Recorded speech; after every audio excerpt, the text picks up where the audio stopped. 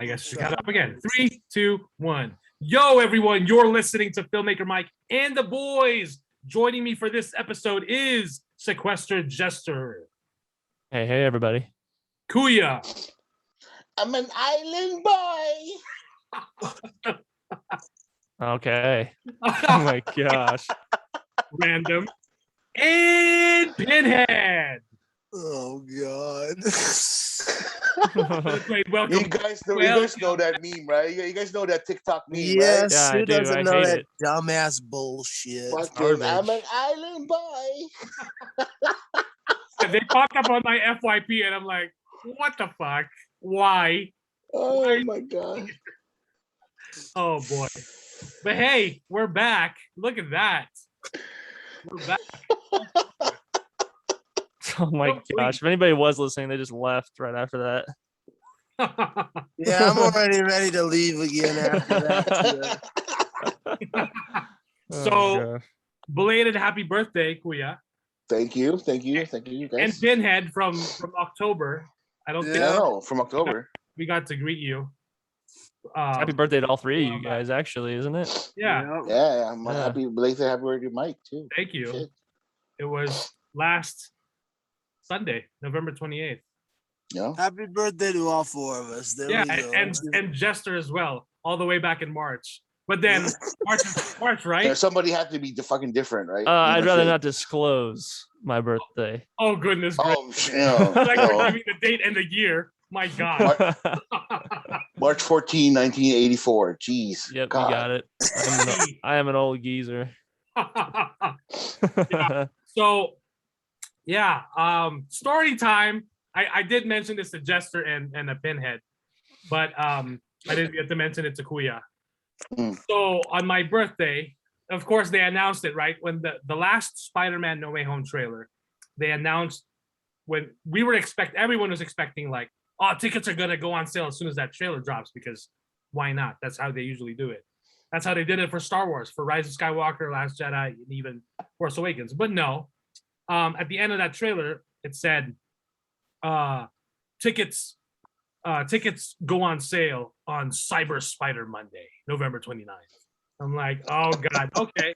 So they at least have the foresight to prepare the websites and the apps for a massive influx of, the biggest movie of the year, as far as like, oh my God, I gotta get tickets for that. So I'm like, okay, we should be good. We should be fine. Everyone calm down. Soups, calm the fuck down. So Let's go. So November 28th, of course, my birthday. And we spent the weekend at Atlantis Hotel and Casino. So, which was nice. We were there, Julie and I with the kids. That was fun. So while we were there, I'm thinking like, oh shit, the internet here sucks. The Wi-Fi here sucks. So I'm kind of worried about how I'm going to buy tickets from my phone. So of course, earlier in the day, I see that Cinemark and even I think Fandango announced that the tickets specifically will go on sale at 9 p.m. Eastern time. So or 9:01 p.m. or no, sorry. Yeah, 9:01 p.m. Pacific time. So that'll be 12:01 a.m. Eastern time, because it wouldn't have made sense for us to get it at midnight, and then it'll be 3 a.m. for the East Coasters, especially if people were going back to work the next day. So as soon as 6:01 hits, or sorry, 9, I'm getting my times confused. As soon as 9:01 hits, I'm ready. A few minutes before, I have the Fandango app open, and then it just wasn't working. It was fucking crashing. And then I open up Cinemark, because Cinemark is what we have here. We have Cinemark and Galaxy. Cinemark is also not working, not loading shit. By the way, Fandango, instead of showing me Spider-Man No Way Home, you know what they're showing me? They're showing me West Side Story. Get tickets to West Side Story now. I'm like, I don't fucking care about West Side Story. Why are you showing me this shit? Like Fandango. It's cinema, Mike. It's cinema. I don't care. Someone didn't. I want to see that movie, but right now, I don't care. I want my tickets to Spider-Man. Like someone did not get the memo. someone didn't get the assignment, right? It's supposed to be tickets for Spider-Man. Why are you flashing me shit for West Side Story? Like, really? Not right now? So Yeah. Twitter was going crazy.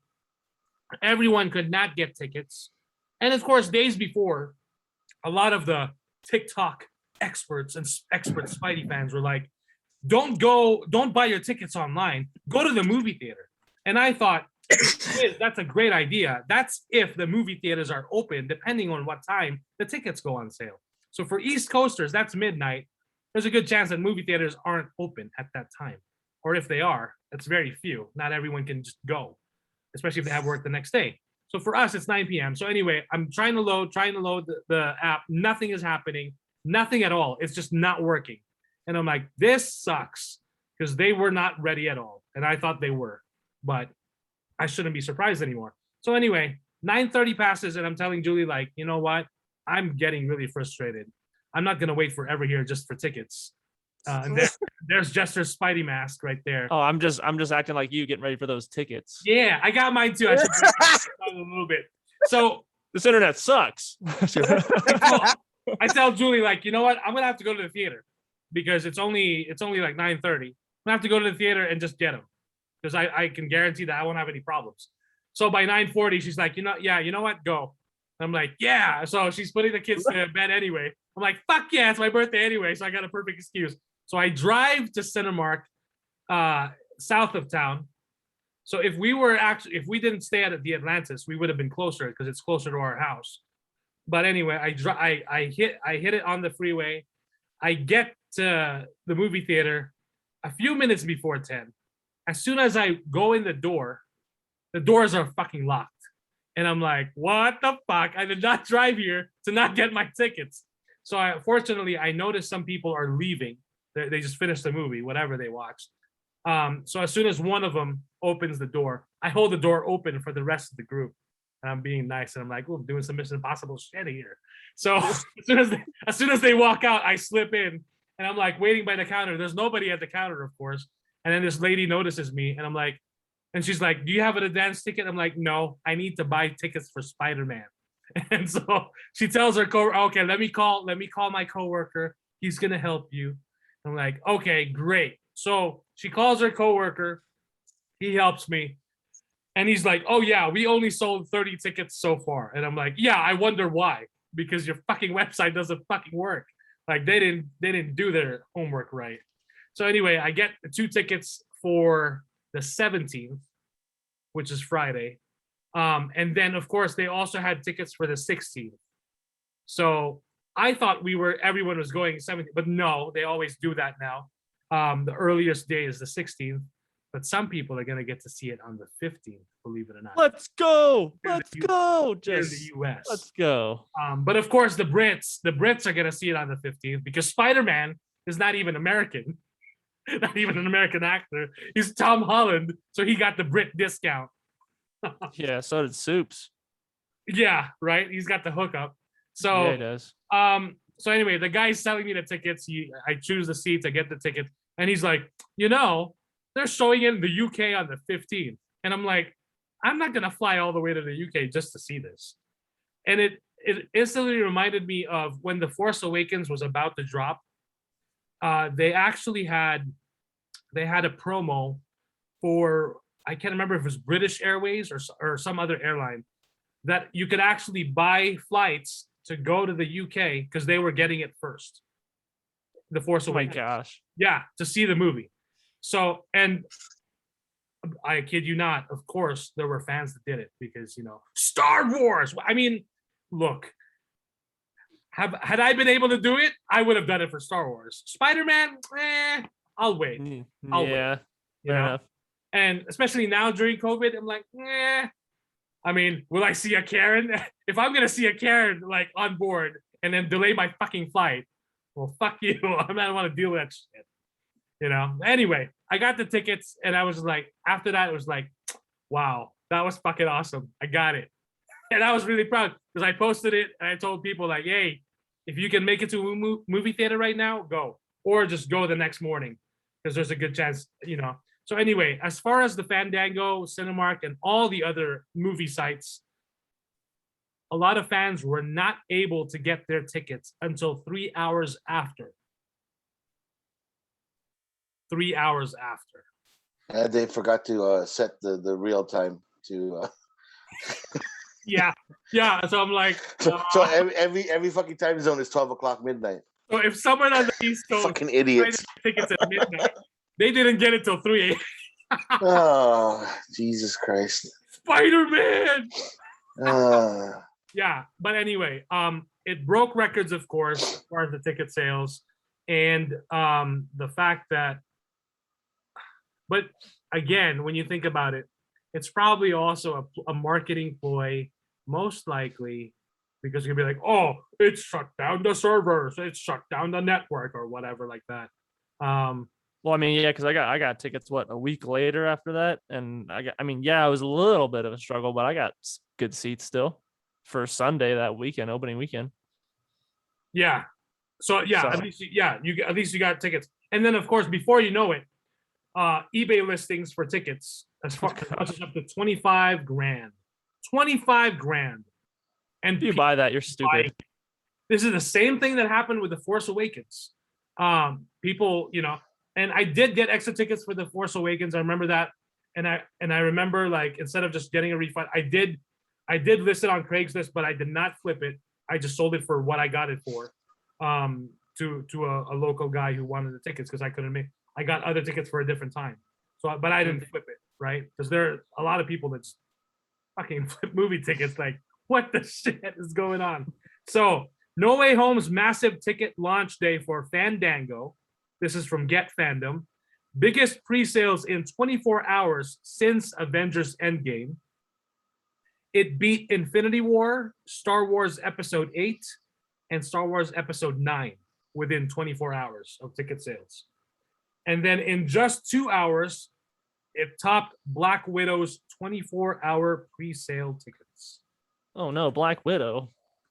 Yeah. Man, that masterpiece? Fuck. Yeah, I can't believe that, dude. That's crazy. Jesus Christ, that's crazy. Yeah. That's mind-blowing. Well, I mean, stats, right?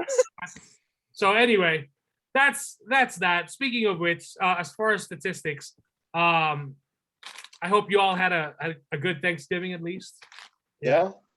That's good. Yes. Yeah. In the hot tub. Well, I know we saw that shit, but like we didn't see no naked body or anything or Elvin titties or anything, man. Yeah, there was none of that going on in there anyway, so it's all good. At least the tease or something. At least like your head or something. Fucking, I'll show some elbow next time then for you, Kuya. I mean, all we saw was like the fucking like the edge of the hot tub. That was it. Yeah, because it's so cold. We like put a bunch of clothes on over our swimsuits to walk there. So yeah, Kuya and I expressed our thanks, of course, to all the listeners in the last episode before. Oh, thanks, Brad. Appreciate it. Yeah. So, on December 1st, which is Kuya's birthday, everyone, even on Twitter, was waiting for Spotify Wrapped. It did not hit at midnight. Everyone was like, "Where is it? Where is it?" And then I think it hit like sometime in the wee hours of the morning. So there's Spotify Wrapped for if you're a listener, you get Spotify Wrapped, and it shows you all the stats of your favorite, like how many minutes or hours you listen to, all that stuff.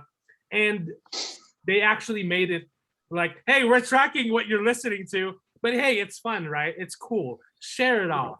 Show it off to everyone on the internet. Show off your good taste in music, right? So, but for and then they also have it for musicians because our friend Jeff Burnett, who is a musician, also shared his. He's got like fucking 60 million streams on his music. I'm like, holy shit! But then when you actually find out how much a lot of the artists make, whether they're well off, established, or they're starting out, it's actually not a whole lot. So anyway, there's also Spotify Wrapped for podcasters. So we got this last year, but of course last year when we started the podcast, we started on September 30th, International Podcast Day, and then of course we got our stats by December 1st. So September to December wasn't even half a year. So of course the stats that we got was, but for some reason I wasn't even thinking of what we were going to get or anything like that. I was just thinking like, oh, I want to see what it shows me for like music I've listened to. Anyway, for our stats, I was like pleasantly surprised because I was like, this is awesome. This is really exciting. So for us, it said you had some impressive growth this year. We can't wait for what you do next. So for ours, it was up 228%. Streams is 192%. Followers, 180%. Listeners, 88%. And then, of course, 39% of your fans listen to you between 11 p.m. and 5 a.m. So that's 39%, making it the most popular time. Thanks for keeping them company after dark. I thought that was pretty cool. Most of our listeners, 39%. I mean, every time they hear us argue, they unzip their pants and shit. Like, I was some gonna of our go listeners are like sadomasochists and shit. That's what brings them up. The arguments, like there you go. Middle of the road. Oh, milk toast. Milk toast. Middle of the road again. Where's the sound of that can opening? Where's that can opening? I gotta hear it.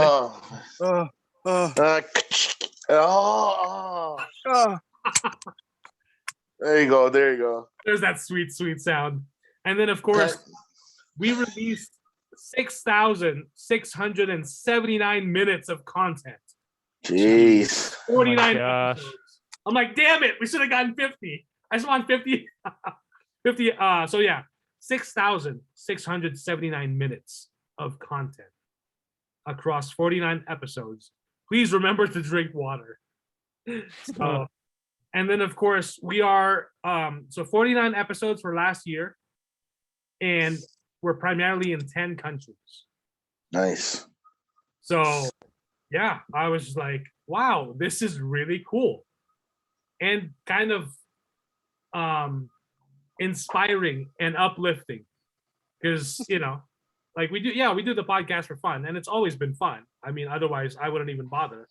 But when you actually see that people are listening, and then of course we got some people who tagged us, like Brad.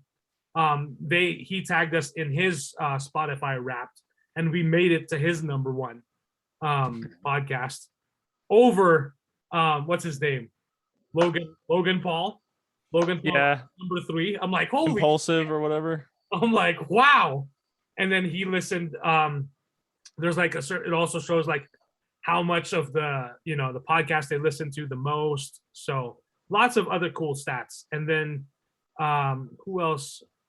I know there was. I don't want to forget. I want to make sure that I think Dylan also of the Funko Popcast. Dylan also tagged us. I was hoping Jesse would tag us, but I guess he hasn't gotten to it yet. I should probably text him and be like, yo, you want to share your Spotify Wrapped? But yeah, if anyone's listening out there, if they want to share their Spotify Wrapped and tag us, I mean, that would be cool, because and again, it's cool to see like, oh, people are listening, but it's even more exciting to actually see them interacting and like, tagging maybe, or like leaving a voice message. It's been a while since we got one of those. That is true. So, I mean, that would be cool. That it's just the interaction. And like, as fun as, it is for us, to like talk, to have the podcast, all 4 of us, that's great. There's nothing like, that face-to-face interaction.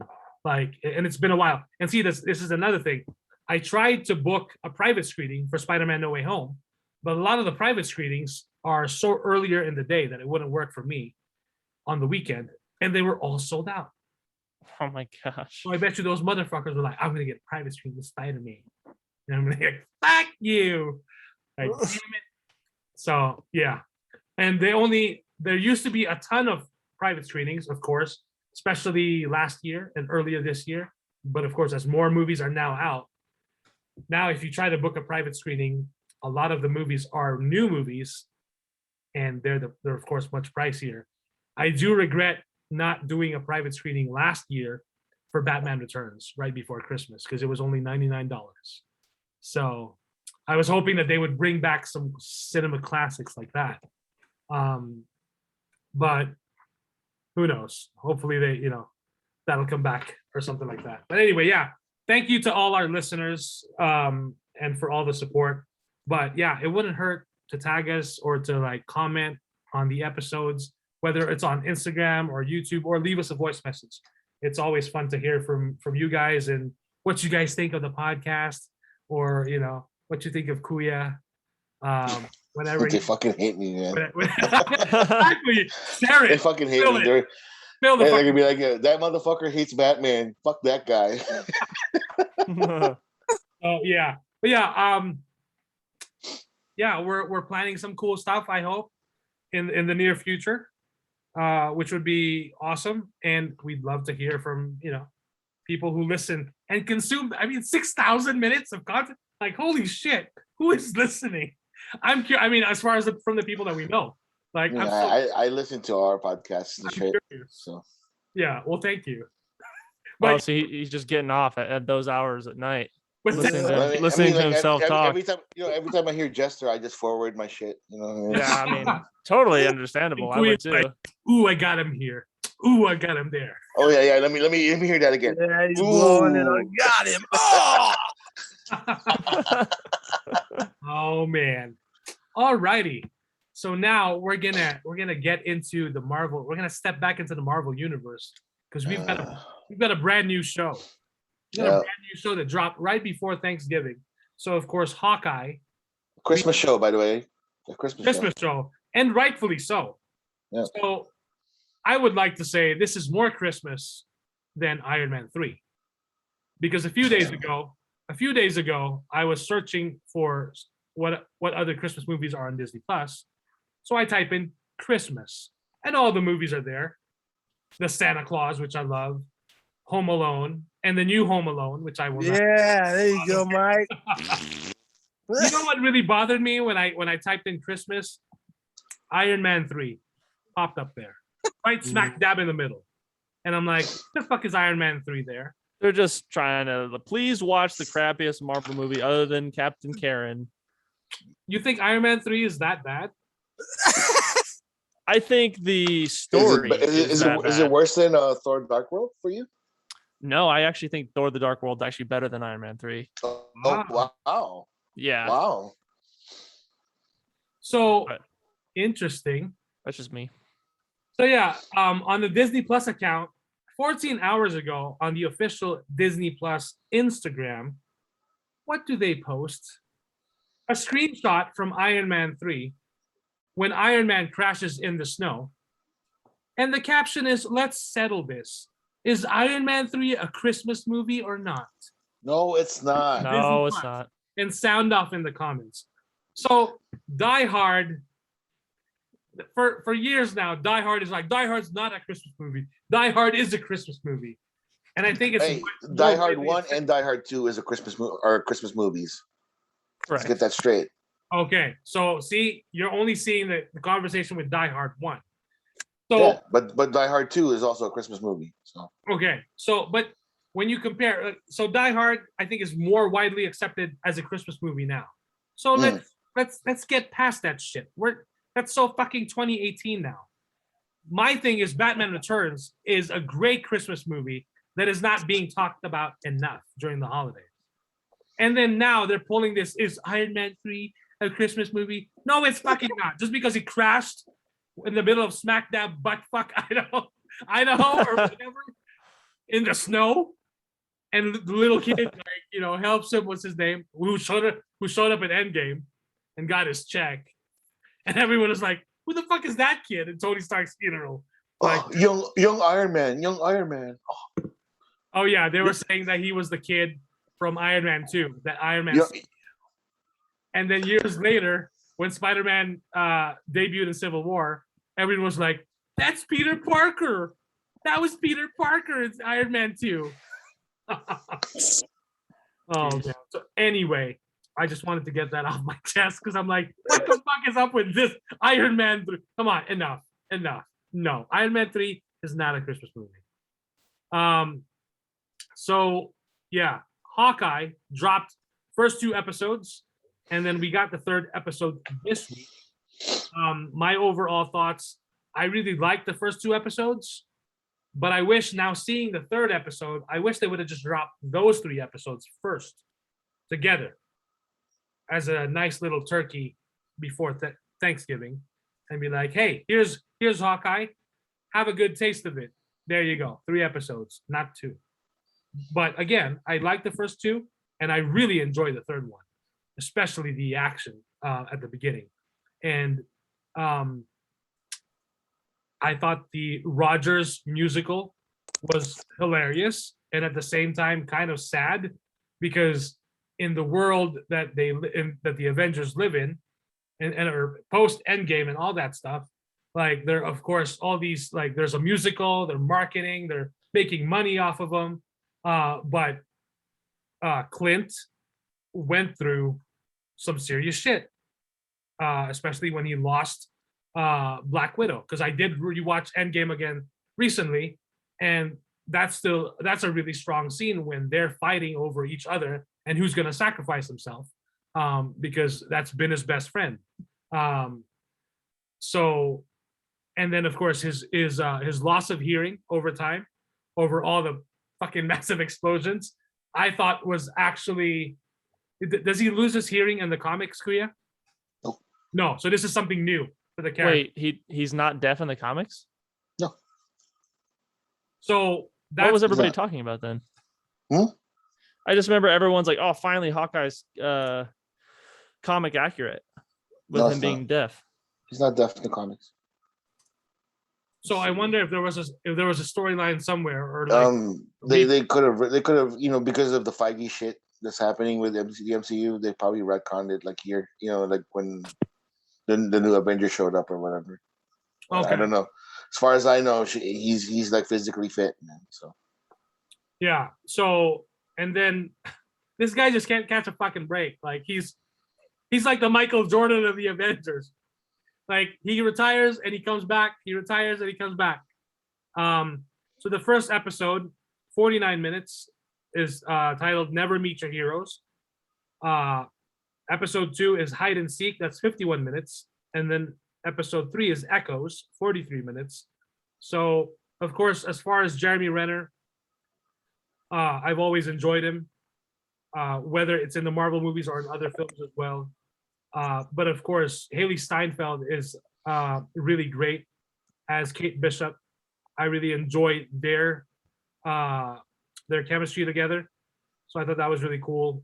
But yeah, it's really interesting to see the street level of what's going on in the MCU, and when these people, because they don't have powers. Yeah, he's got a bow and arrow, so that is some kind of technology, but it's nothing like Iron Man. Like when people are shooting at him, you can't just put on a fucking armored suit and go at him. So I thought that was interesting. But I do like the hearing loss as well. It adds a dynamic to the character that it's something that he has to get through. And then when he meets Echo, I love that Echo is signing and she tells him that he should not rely on his hearing aid because he would actually be better off without it. So I thought that was really interesting.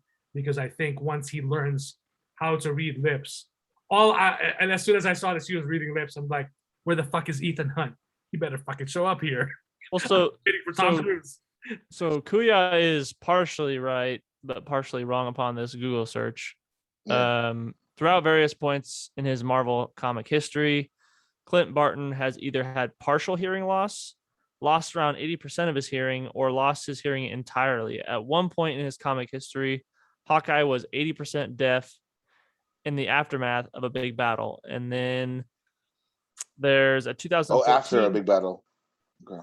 Yeah, and then there's a 2014 comic later revealed that Clint's deafness began due to abuse suffered during childhood. Neither of those backstories are adapted into Barton's MCU series, blah, blah, blah, blah. Okay. But so, yeah, not fully deaf, but close, I guess. I guess is what they're going for, comic accuracy on that one. Right. But that's still cool. I like that they did that because this is just a regular human guy. And I thought that scene where when his son calls, then the third episode, when his son calls and he can barely hear. He doesn't know what's going on. He can't. And Kate Bishop is basically writing what his son is saying. So I really like that scene between him and her because she fully like realizes like, oh my God, I fucked up this guy's life because of what I did on that Ronin suit. Because of course she's a spoiled brat. She's a rich spoiled brat. She wrote the notes pretty quickly, didn't she? I think it was probably one of the best scenes in the show so far. Yeah. Just like you're all hearing it from his perspective, which I really liked. Right. You know. Well, and that's human accurate because teenagers are always fucking it up for everybody else. Right. Especially a rich spoiled brat. Exactly. So fuck them. No, but hey, Mike, did like in Clint's appearances in the MCU during Thor, during Avengers, and all that stuff. Did they mention anything about his hearing loss? Not at all, right? I don't seem to remember. Yeah, I don't seem to remember. I do remember like in Age of Ultron when he got hit by like a like it was like ringing, or whatever. I think there you go. But that was back. That was way back. Yeah. So So, but I think that's that for the MCU. That's probably the beginning of his hearing loss or whatever. So. Right. I mean, it makes sense because he's not a super soldier. He's not Steve Rogers. He didn't drink any super soldier serum. He doesn't have gamma radiation. Nothing. He's just a regular guy. Over time, it reminds me of Christopher Nolan's take on Batman with Christian Bale. By the Dark Knight Returns, when he's seeing a doctor, the doctor tells him, "You have no cartilage, like whatsoever, in your bones." Like, and he's like, "Oh, that's good." He's like, "No, that's not good. This is normal, and this is not normal." So, which makes sense, right? So, but yeah, I'm opening it up now. Who wants to go first when you're on Hawkeye, the first 3 episodes? I mean, I'll talk about it a little bit. I did not really enjoy the Kate Bishop show until episode 3, but I mean, when we got more of Hawkeye in the 3rd one, and then really started to dive into his violent past a little bit, and then his relationship with his family, like you mentioned, the phone call with his son was excellent. And then it's nice to see a little tease from Wilson Fisk there. I'm pretty sure it's D'Onofrio because I mean we got Matt Murdock's what's his name, the actor, Charlie Cox. Thank you. So I'm sure we will see him in this show at least appear maybe once, or it'd be interesting if they just kept him a mystery the whole time, and then I don't know how they're gonna do it, but I am looking forward more to the 4th episode than I was to this 3rd episode. But just I was telling Mike the other day that Kate Bishop, the girl that's playing her, is it Haley Steinfeld? Yep. Right. Yeah. She does a really good job at the teen angst to where it's not annoying or cringy. Like she actually portrays it very well. Obviously the only aspect of it that's annoying is that she's messing up Clint's life, which precedes the story. But I don't know if that bothered you, Kuya, but it did not bother me like it bothers me in other media. So, and then, I thought it was kind of funny how all his stuff just ends up at some rich people's auction. It's like, okay, like, wow, you really misplaced that stuff, huh? No, they for whatever reason, it was a black market, right? And then they raided the Avengers Mansion, like after the Endgame stuff. I figured that's obviously that's probably what happened. In regards to what you said about the teenage angst for Kate Bishop, that's fine. Like, I mean, I was kind of expecting it because there's a fact there's a teenager involved in the fucking show. Well, yeah, but I'm just saying that she does a better job. Oh yeah, I mean, you know why? Because as an actor, she's a grown up. She's actually like outside of her teens already, so she understands like where to draw the line on how to become a teenager and how not to act like it. Whatever. Right. Like right. some of the actors that we have that portray teenagers are teenagers. So they still act like douchebags and stuff. So you mean to tell me Tobey Maguire as a 30-year-old playing a high schooler was accurate? Hey, it's perfectly fine with me. Well, to be fair, he did a lot better. He played Spider-Man perfectly. Andrew Garfield played Peter Parker perfectly. And then Tom Holland is in the MCU. Okay. Come on. So let's just leave it at that. Come on. So yeah, we're tell me talking you about got Hawkeye. nothing at Mr. Stark. I don't want to go. I don't want to go. Get the so fuck good. out. He stole that line. He stole that line from Doctor Who. So let's get the fuck out of here. Oh God. I don't want to die. I don't want to go. Okay. Fucking... So anyways, like the first 3 episodes, like I was, like I was just like when we first heard about Hawkeye, I don't think this is done yet. Oh wait, I thought you were done. No, done? I mean, but like, okay, go ahead, finish it. I'm sorry. Oh well, no, I was just gonna go on to say about the action was absolute horrific up until the 3rd episode. Like whoever was doing the choreography in episodes 1 and 2 was just terrible, and I don't know because I mean, Haley Steinfeld did great in the 3rd episode, like with the whole car chase and all that stuff. Some of the CGI was lacking because they were trying to get the whole one shot, but it's like they pulled it off. So the action that she did in that was excellent. I just don't know what happened in between episodes 1 and 2 and then 3 to where they were just like, you know what, maybe we should up our game from those previous episodes. Cause like that, I think the one that like really got me was when she was fighting those guys with the wine bottles in the auction area. It's like, dude, this is horrible. But yeah, no. So that was the upside to the 3rd episode was the action. And I'm looking forward to see what Echo is going to be all about. It's kind of cliche to do like a revenge story. And then, this whole tie-in with like, I don't understand how she's related to Fisk after Fisk has been in Daredevil with no mention of a brother, right? Did he mention a brother? No.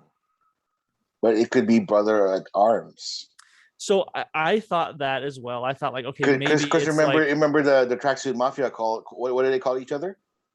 Bro. Yeah. We call each other bro.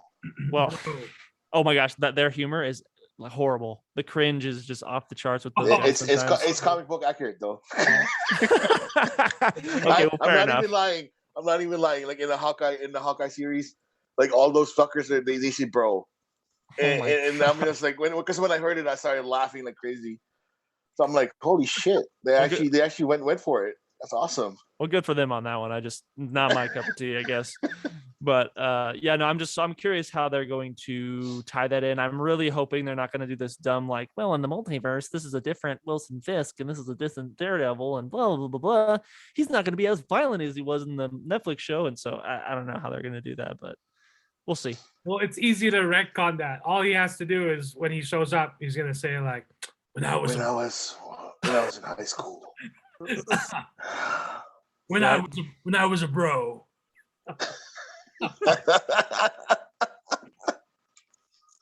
Alrighty. So are you done, Jester? Any other? I am all done. Thank you, Mike. Okay, Kuya, go ahead. Hawkeye is entertaining. I understand what Jester was saying about the action scenes, in the first episode and stuff like that.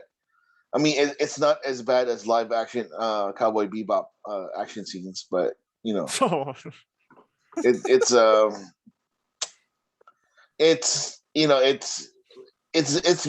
gets better. I mean, you can understand because Kate Bishop or Haley Steinfeld's character hasn't fought anybody like serious, like fight in a sense, with like live guns and live ammo and all that stuff. So like the awkwardness and stuff like that could happen.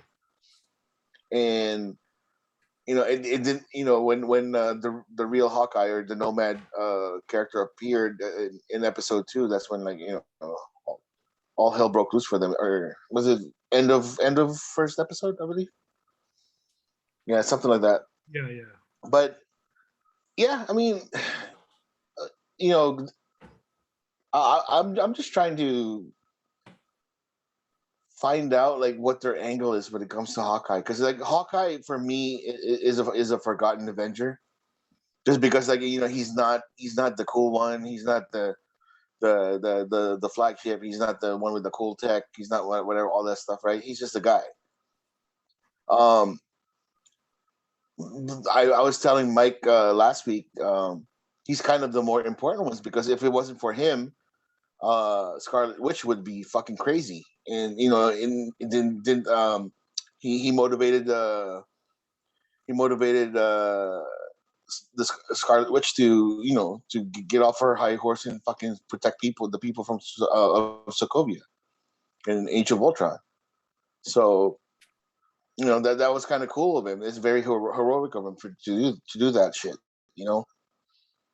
And then he was trying to protect the kid from getting shot, you know, apparently, you know, but like fucking Quicksilver wanted to be a hero and pushed him over to the side and he got shot. Asshole. So anyways, like we're seeing like the trouble that he's been, you know, because he says like, you know, he just wants to live a normal life with his family. That's all he wants to do. He doesn't want to be a hero anymore.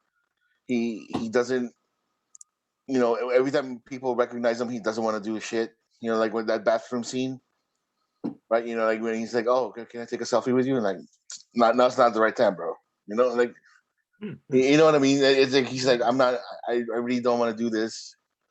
He was cringed when he saw the musical, and he doesn't like the celebrity of being that hero. He just wanted to be a normal person, you know. And then the circumstances with Kate Bishop like brought him back to being a hero again. So, I mean, it's kind of cool to see what's going to happen. Echo is she is an anti-hero / superhero in the comic books, and we're gonna find out why she became a superhero because of Wilson Fisk.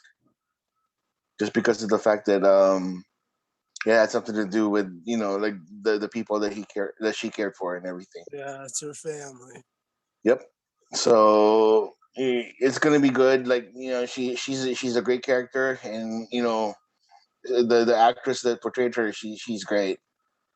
Her name is Alaqua Cox. Yeah, she's Native American, if I'm not mistaken. Yeah, correct. Yeah, and I want to mention real quick because I thought this is really cool. Jeremy Renner and Haley Steinfeld.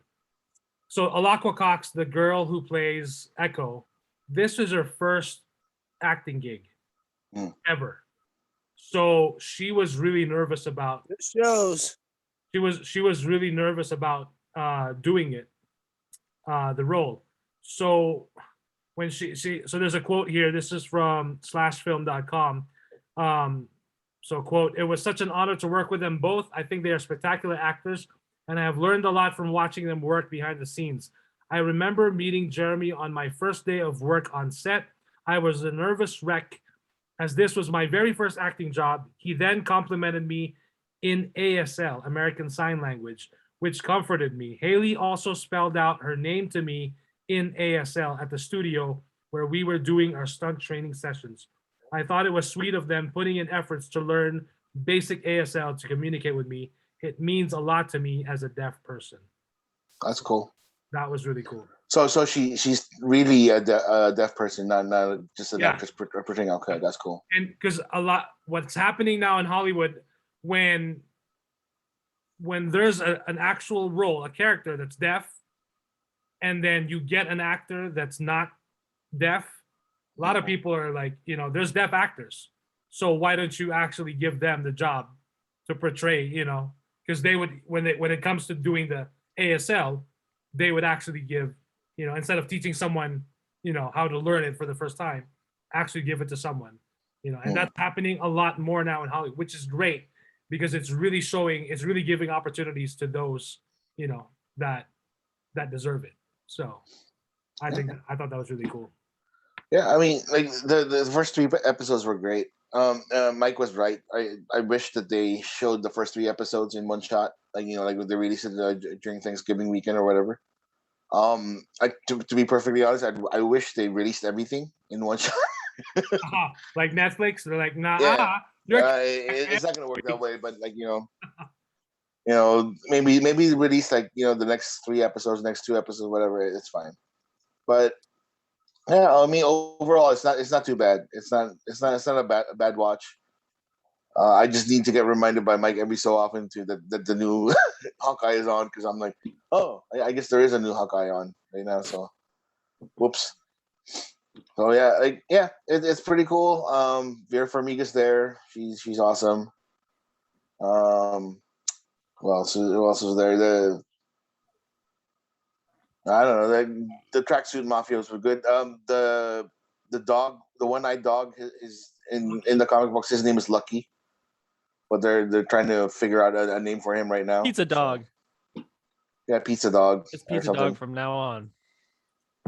So yeah, I mean, it's not too bad. Like again, there's the other shows that we've seen.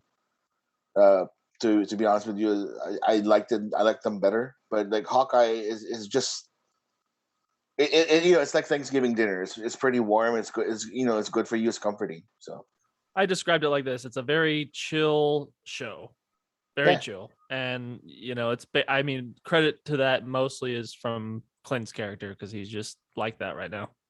Oh yeah. All right. And they made LARPing famous. Jesus Christ, that's crazy.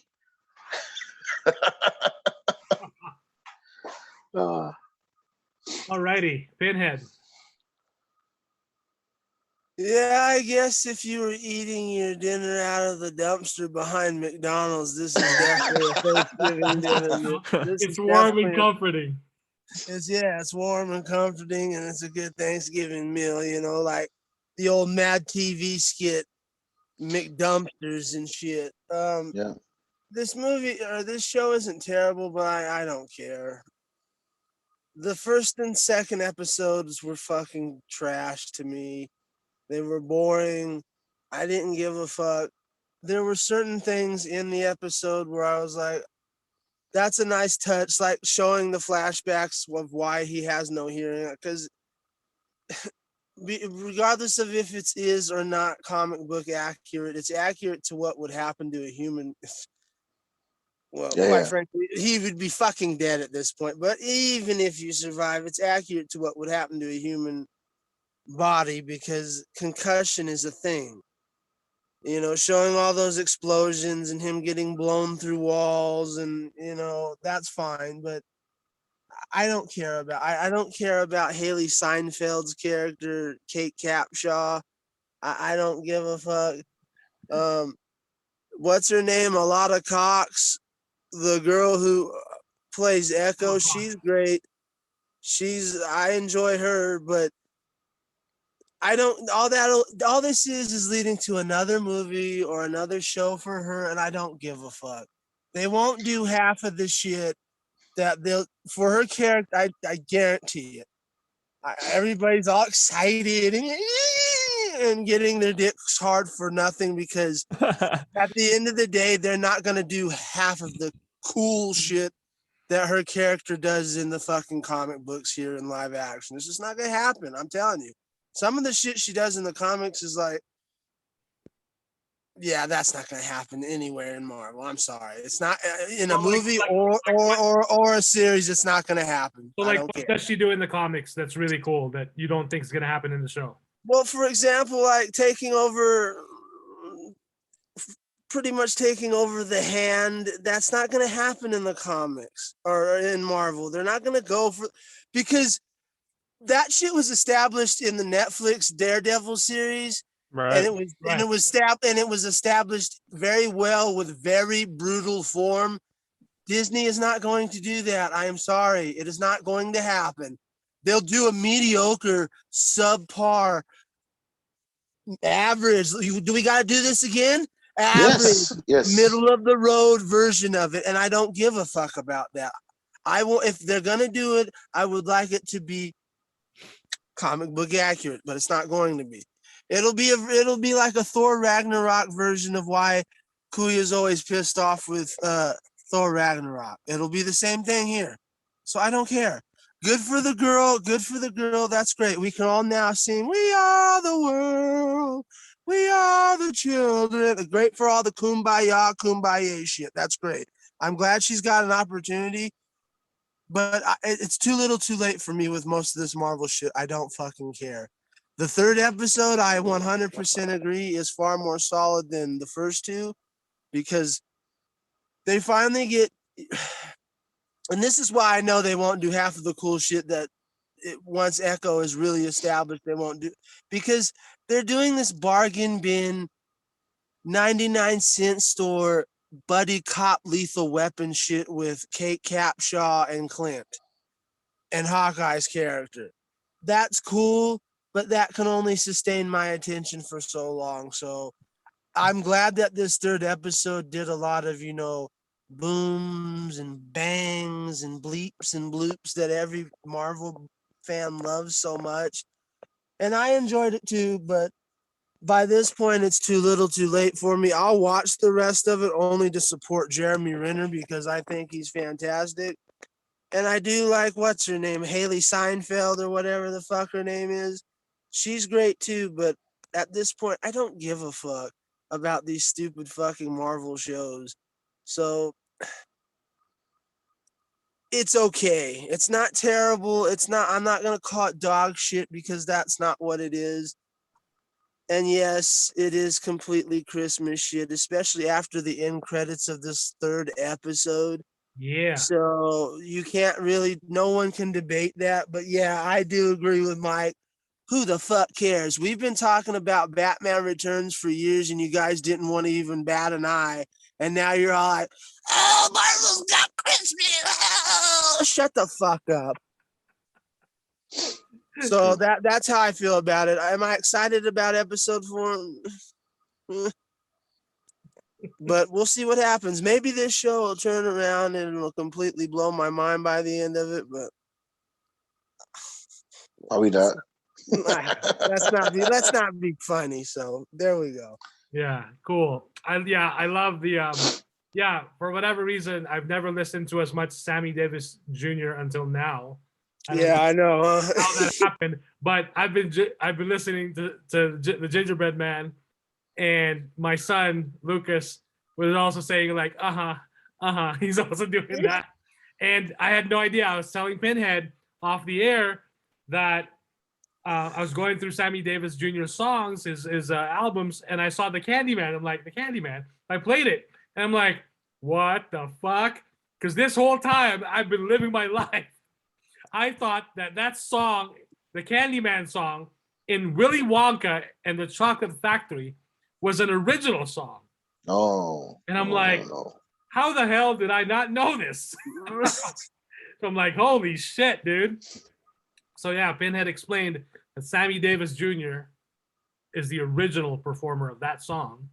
Yeah. And the Willy Wonka and the Chocolate Factory movie, basically that guy in the candy, I can't remember his name, in the candy store sang that song. And I'm like, oh wow, I had no idea. So the more you know. But yeah, I really love the vibe of the show. I like the Christmas vibe of it. The callbacks, the memes for the show, especially the first episode, are fucking hilarious. Because of course, young Kate Bishop, when we flash back to 2012 and the Avengers are defending New York amidst the destruction, but nobody blames them for the destruction, right? Like, but when Superman first emerges and tries to save humanity from his fucking Kryptonian species, and hey, he's responsible. Guy, right? He's responsible for that shit. Better, Mike. He should be a better Superman. He's a Superman for 24. He's Superman. He can fucking do it. Yeah, like Avengers only destroyed like a couple of blocks. Like, not like Superman, he destroyed the whole city. Yeah, and he fucking snapped Zod's neck. But Christopher Reeve Superman didn't crush Zod's hands and let him fall. He threw him in the bottomless pit. At the fucking Fortress of Solitude. I mean, how fucking morbid is that? You kill your father's, and your fucking worst villain ever, and you fucking let him die right in your fucking home. Like, holy shit. And nobody says that because Christopher Reeve Superman is the perfect Superman. He's my daddy. He's my Superman. Henry Cavill's not my Superman. Oh boy. Anyway, but yeah, in that scene, that flashback to 2012 with young Kate Bishop, she must have supervision because she fucking zooms in on Hawkeye, who's like fucking buildings away. When he's like fucking Ant-Man when she's looking at him, so tiny, but she's that's a foreshadowing of why she can hit those arrows so perfectly in this episode. I mean, she's better than the Green Arrow in this episode. Just, I'm like, okay, that archery, that rich life must be really great because that archery school paid off. Yeah. That's like, oh, and don't forget the fencing and the martial arts. Yeah, I know. Karate. She told her mama, I need a bow and an arrow, mama. Give it to me. I want it now. I want to protect the family. Okay, sweetheart. Yeah, all the fucking memes that came out was like with that scene. And then what if she saw the Hulk instead? So she would have told her mom, I need some gamma radiation. I need to smash. I need some steroids and some weights, mama. Yeah. I need a vibranium shield, mama. Holy shit. But yeah, I do want to mention the trick arrows was pretty fun. The Pym arrow, I thought was hilarious because he's like pointed up, shoot up. So when she shoots up and you see that Pym logo, like, oh boy. Yeah, as soon as I saw it, I was like, oh shit, man. And it fucking turns to this big ass arrow. That's fun. And I do love the cinematography in that car chase when it's at just one shot. That was really cool. I really enjoyed that.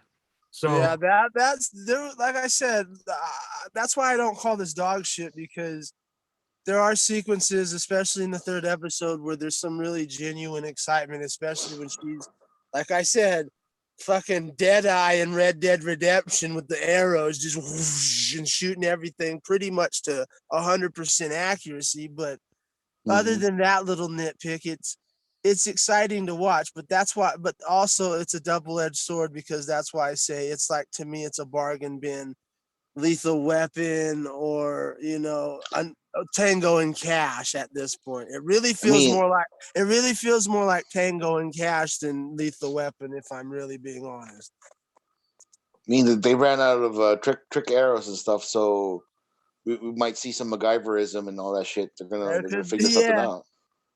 Right. And I thought it was funny when, I think it was in the first episode or the second episode where he tells her we need to get some supplies. And she's like, Avenger supplies? They go to the fucking drugstore. Buy some Band-Aids and some stuff. She's all disappointed. Yeah. And yeah, I was talking to Jester about it when, like, at the fucking auction. Like, okay, yeah, Avengers compound was blown to fucking bits. Thanks, Thanos and company. But what, you guys just left your shit there? You guys just fucking left your shit? Like, what the fuck? Why is the suit and the fucking Ronin sword just out there for everyone they probably like bribed like damage control or something like that, man. So but see, show me that shit. I don't want to hear none of this shit. Like, I don't want to hear that. Show it to me. Show, right? You know, intellectual people like us, like we kind of know what really happened, but then the MCU people are like, I want to know what's going on. The only thing that I can think of that makes complete sense is oh my gosh, what's his name? Vulture's guys. They were doing stuff like that. Yeah, you know damage control. So yeah, perfect. And I just, you know, they're not damage control.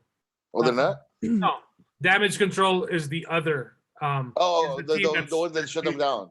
Yeah, the one that shut them down. Okay, okay, never mind. Okay. Yeah, but like, what was the? I don't understand what's the significance of the watch. Do you guys even know? Wilson Fisk likes nice watches. Yeah. Hey, I just get that Rolex from Avengers Tower. Thanks, man.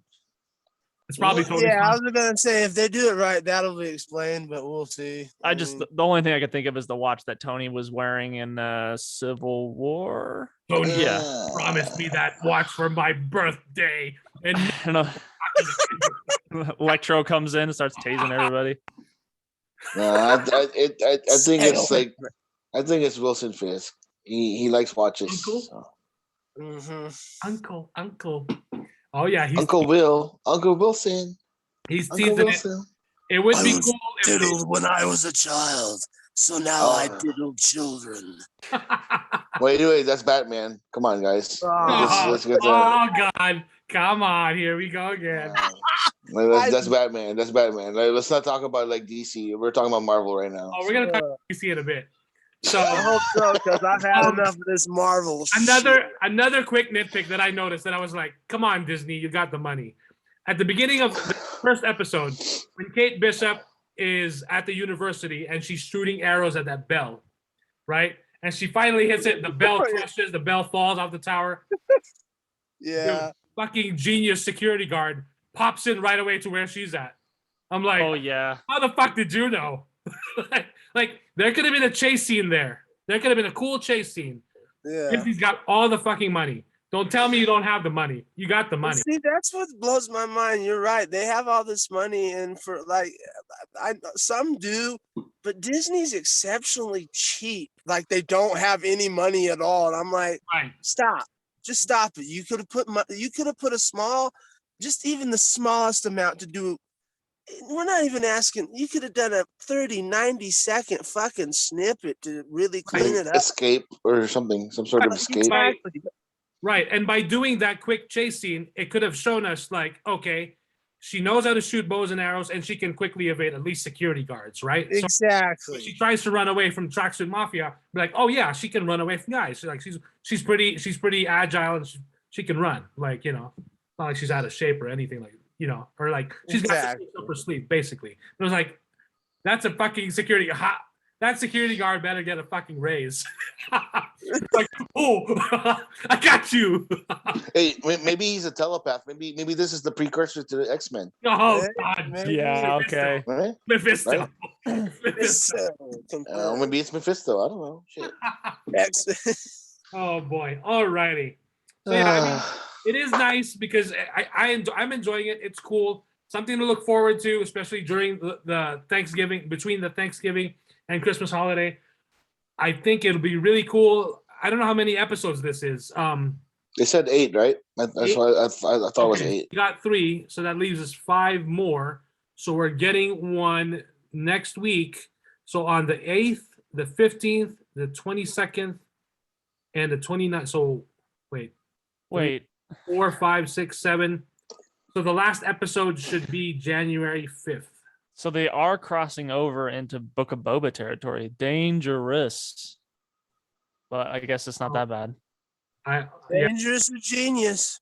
Yeah. I just. But it's a different fan base, man. Different fan base. Exactly. It's a different fan base. That is true. That is true. I'm just. You know, those that love Marvel and also like Star Wars will probably watch it first and then go right into Boba. Or the Star Wars fans will watch Boba first and then go right into Hawkeye. I mean, as long as they're ready, as long as the servers are ready, you know. Yeah. And Brian, the IT guy, he's gonna get a call from Feige and be like, "What the fuck is up with Disney Plus?" So yeah, because Book of Boba is, and as we know, Wednesdays are the new Fridays according to the House of Mouse. So the 29th is when we get the Book of Boba Fett. So, well, and what they could actually also do is they make this release 7 and 8 or like, you know, at a different time. At least give it a gap in between. They make it like a double episode or something and on one of the Wednesdays. Yeah, there you go. Okay. That's not a bad idea. So we'll see what happens. We shall see what happens. So the other thing that dropped earlier today, or at least hours ago, which is really exciting, is the new Spider-Man animated movie, the sequel to Into the Spider-Verse. Why are you clapping cheeks? Huh? Yeah, it is. Finally, the superior Spider-Man franchise Why are you clapping? has as a fucking sequel. Can't be doing that on YouTube, man. It's inappropriate. Okay, take it easy. Yeah, Spider-Man officially the Spider-Verse sequel to Into the Spider-Verse is Spider-Man Across the Spider-Verse Part 1.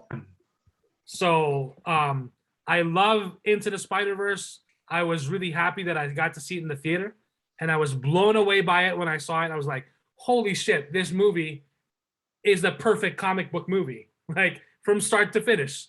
It's right, everything. And then I remember Julie even asking me, she's like, why is some of the picture blurry in some parts? And I told her it's like a comic book, because when they printed comic books, especially, you know, for the Spider-Man comics, they weren't always crystal clear. I mean, today you get crystal clear printing quality on comics, but you know, the ink would smudge, the printers, you know, and it wasn't always crystal clear as it is now. But that first movie is still, like, you know, one of my absolute favorite Spider-Man movies.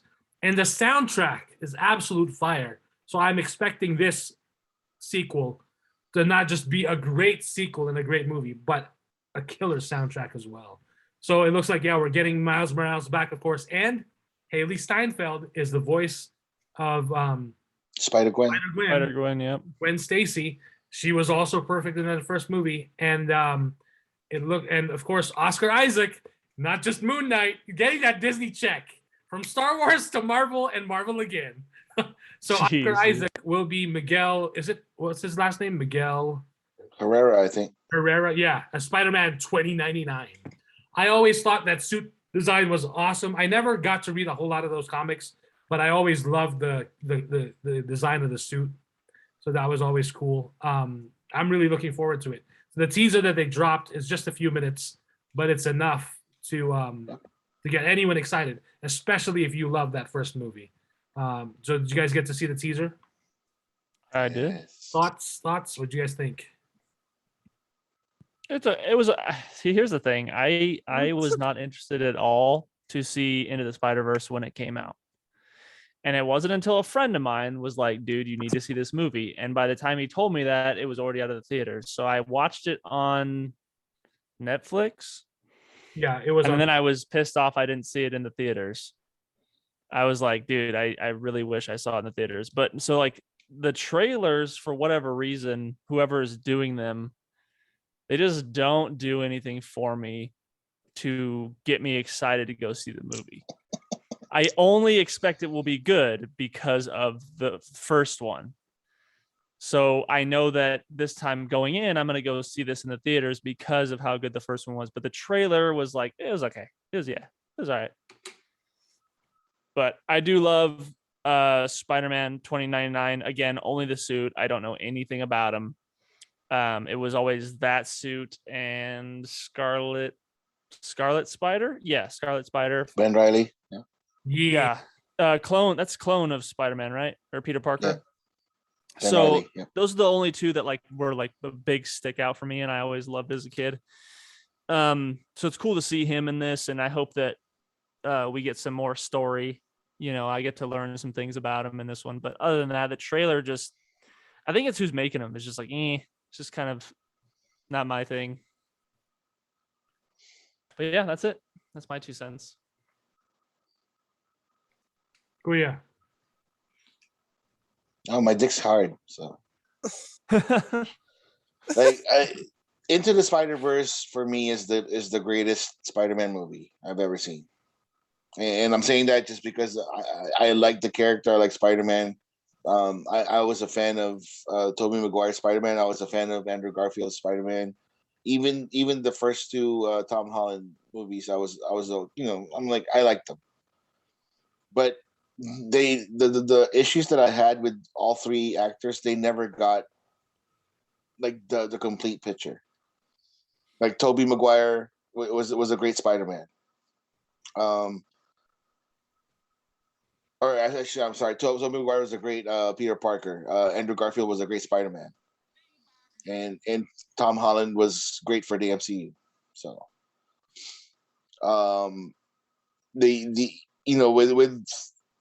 with Miles Morales, even reading in the comic books, Miles for me was portrays the best qualities and of what Spider-Man is as a hero. Also, he's also reminiscent of the classic Peter Parker when he was a teenager back in the 60s, 70s. So he was very kind-hearted. He was very, he was very inquisitive. He was very whatever. Like recently they made him turn into a dick sometimes. Like we know, like with all the sarcasms and everything like that.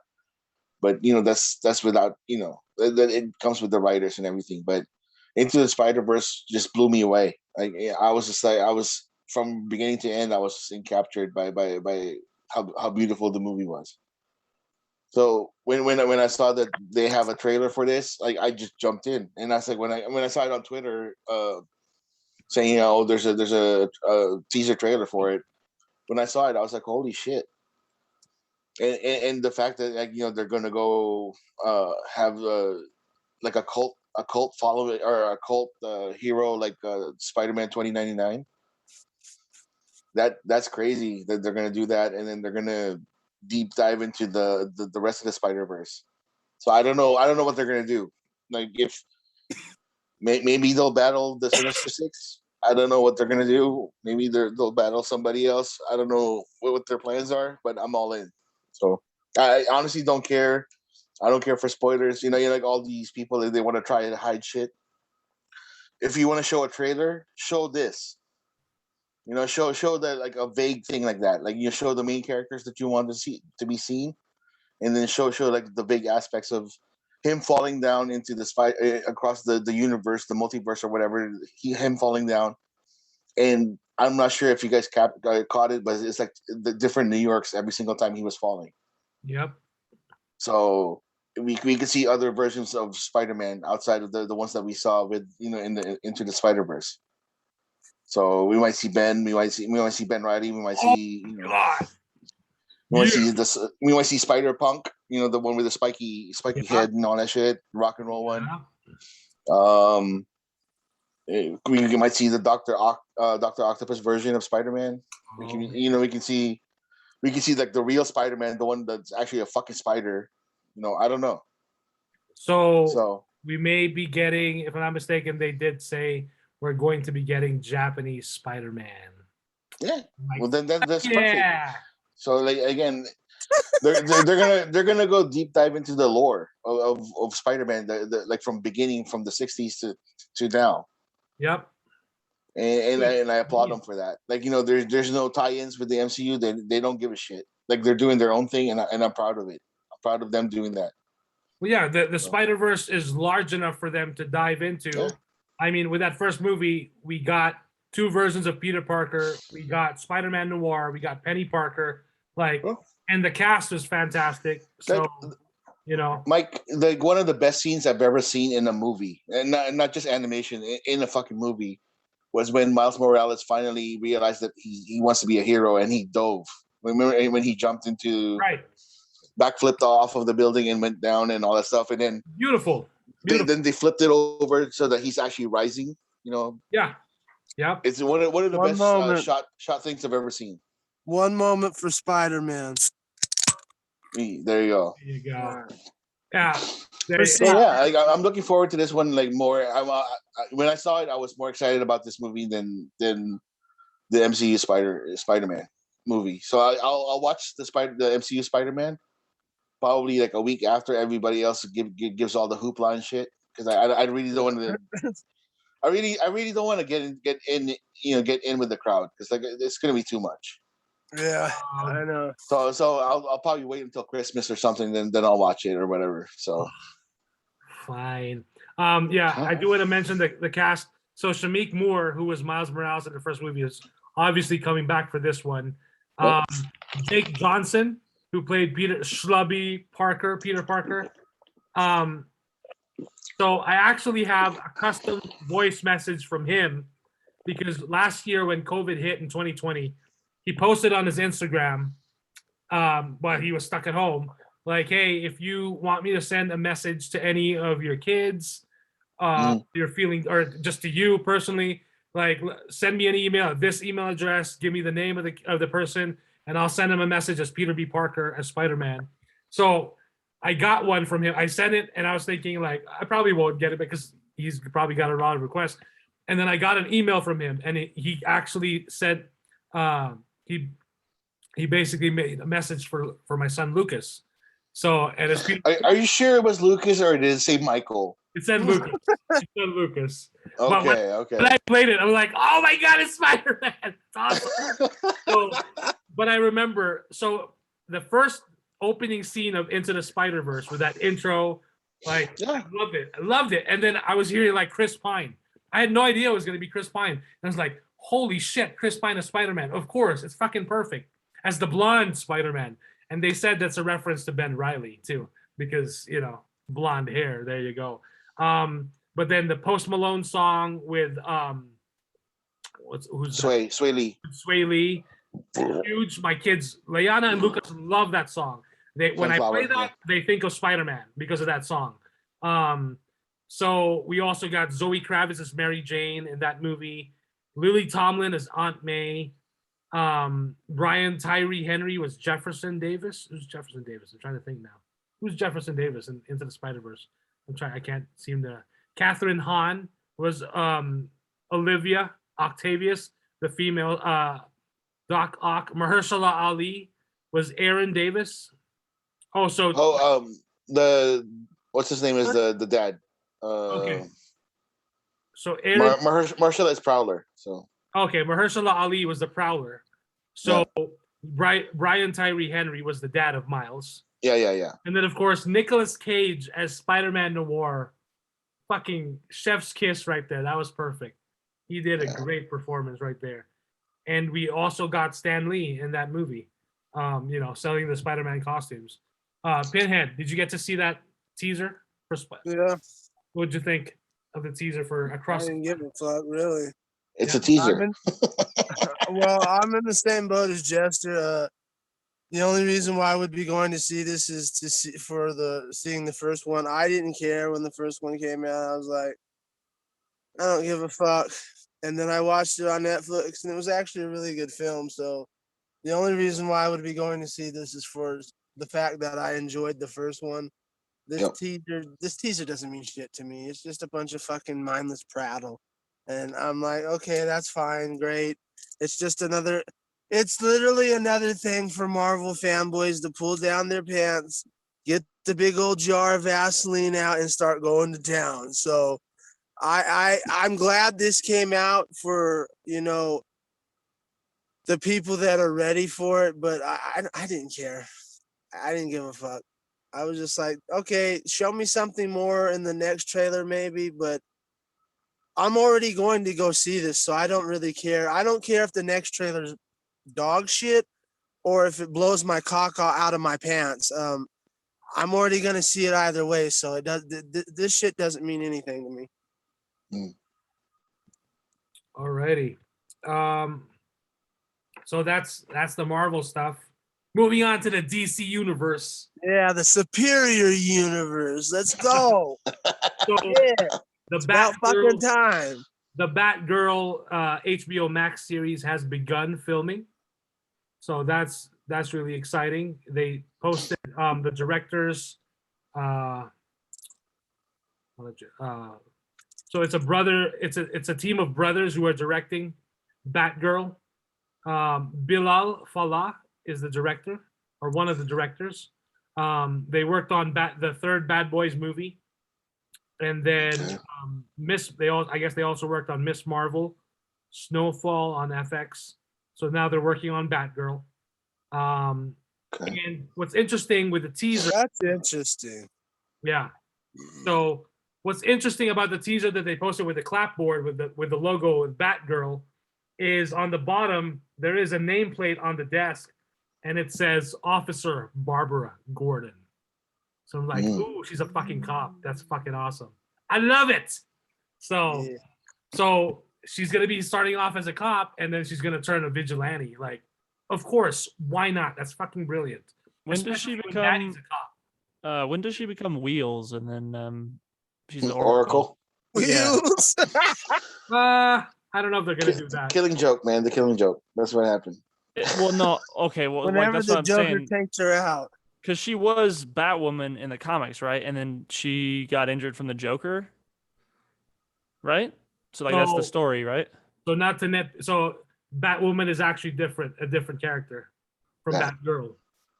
Yeah. Oh, that's right. Yeah. Okay, so that's where my confusion is. Batwoman likes women. and Batgirl Batgirl likes Batman. dick. Okay. Okay, so that's where my confusion was. Thanks. Yeah. Like literally, she likes dick. So right, no, I know. I got the joke. Grayson. That was a good one. No, Grayson. So we're talking about Grayson. Yeah. So also interesting enough, we are getting what's his name? Parker. Oh my god. J.K. Simmons. Oh yeah. J.K. Simmons. J.K. Simmons is going to be back as Commissioner Gordon for the Batgirl series. Yeah.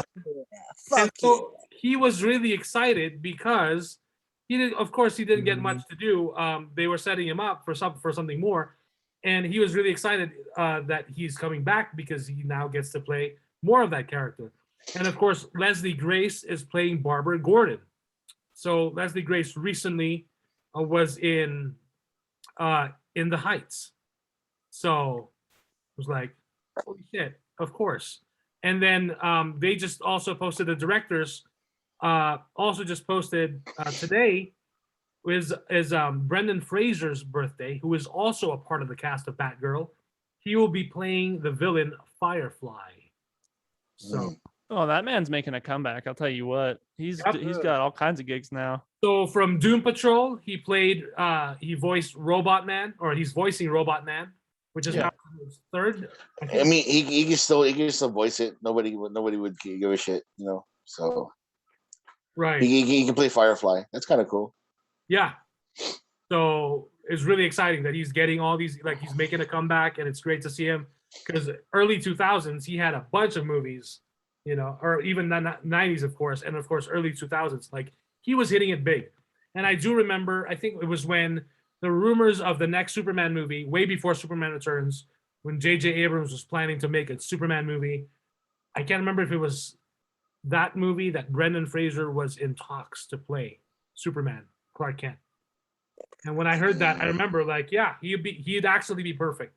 I was up for it.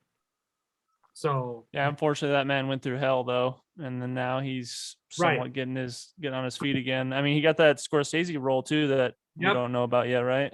Yep, he has that. So, and when there was a video clip, I think I shared it on the group chat of a fan who had like a virtual, meeting with him and was telling him like the whole internet is rooting for you, we're backing you, and we're so excited that you're making a comeback to films and television and all these things. And he was actually emotional when he heard that. So that was really cool. But yeah, that's the Batgirl series. So we're getting it by next year. What was that, Kuya? No, Brendan Fraser's awesome because he made a fucking Pauly Shore movie, fucking palatable, with Encino Man. So I need to see that. I have not seen that. I liked it because of Brendan Fraser. I mean, I think I could care less for Pauly Shore, but yeah, I mean, like the Mummy movies, all the stuff that he did. School Ties, like it's a great fucking drama. Jesus Christ, he played a great character in that one. I feel like people don't mention George of the Jungle enough, dude. The comedy in that one was way ahead of its time. Yeah, solid. Then, I love Blast from the Past with Alicia. Yeah, Blast from the Past. Yeah, that's a good one. Yeah, and Christopher Walken and Sissy Spacek. Yeah. Yeah. So I mean, they all. I'm glad that he's getting. I really don't want to say it's a comeback. It's more of like him like returning to what he was supposed to be. Returning to form. Mm-hmm. Yeah. Yeah. I mean, he had some setbacks. Like at least he didn't shoot a fucking cinematographer with a fake gun or anything like that. So that's and publicly say I didn't pull the trigger. Yeah, the gun did it. So as far as I saw a lawyer talking about that on TikTok. And she clearly explained that is definitely coming from his legal team. Yep. We're talking about what's his name? Oh my God. Adam Baldwin or Alec Baldwin. Alec Baldwin, yeah. Yeah. So I watched this lawyer's TikTok, and she basically broke it down, and she said that is coming from his legal team. That whole interview specifically is from the. And I'm like, oh, it makes sense. Of course. Should fire your legal team after that one. They have witnesses and police reports that he fucking pulled the trigger. So the gun's not going to fire itself. Yeah, duh. Especially the gun that they used. So that's, But again, I digress. Brendan Fraser, good to see you again. I can't wait to see you in the Firefly in the Batgirl episode. Yeah. Doom Patrol is awesome. The robot is a great character. Yeah, I need to get back into that show. Season 1 was wacky and crazy. It's wacky, and again, it's like what the fuck am I watching? The type of thing, right. And you can't stop watching it because it's crazy. Fun. Yeah, the cast is fantastic. Like it's awesome. But yeah, those are also on HBO Max. So next up in the DC universe, so on Thanksgiving Day, actually before Thanksgiving Day, so November 17th, Zack Snyder posted on his Vero account a clapboard, again with all these clapboards, a Justice League clapboard with the Justice League logo down there, and then it's usually like the scene, right, and then the take, and then whatever. But it says it's very cryptic, but very it's very intentional. Zack Snyder's posts are always intentional. If there's anything that's that he's mastered on social media, he's definitely mastered the art of basically getting fans excited and hyped. So I don't exactly know what the numbers mean. W5 279 1.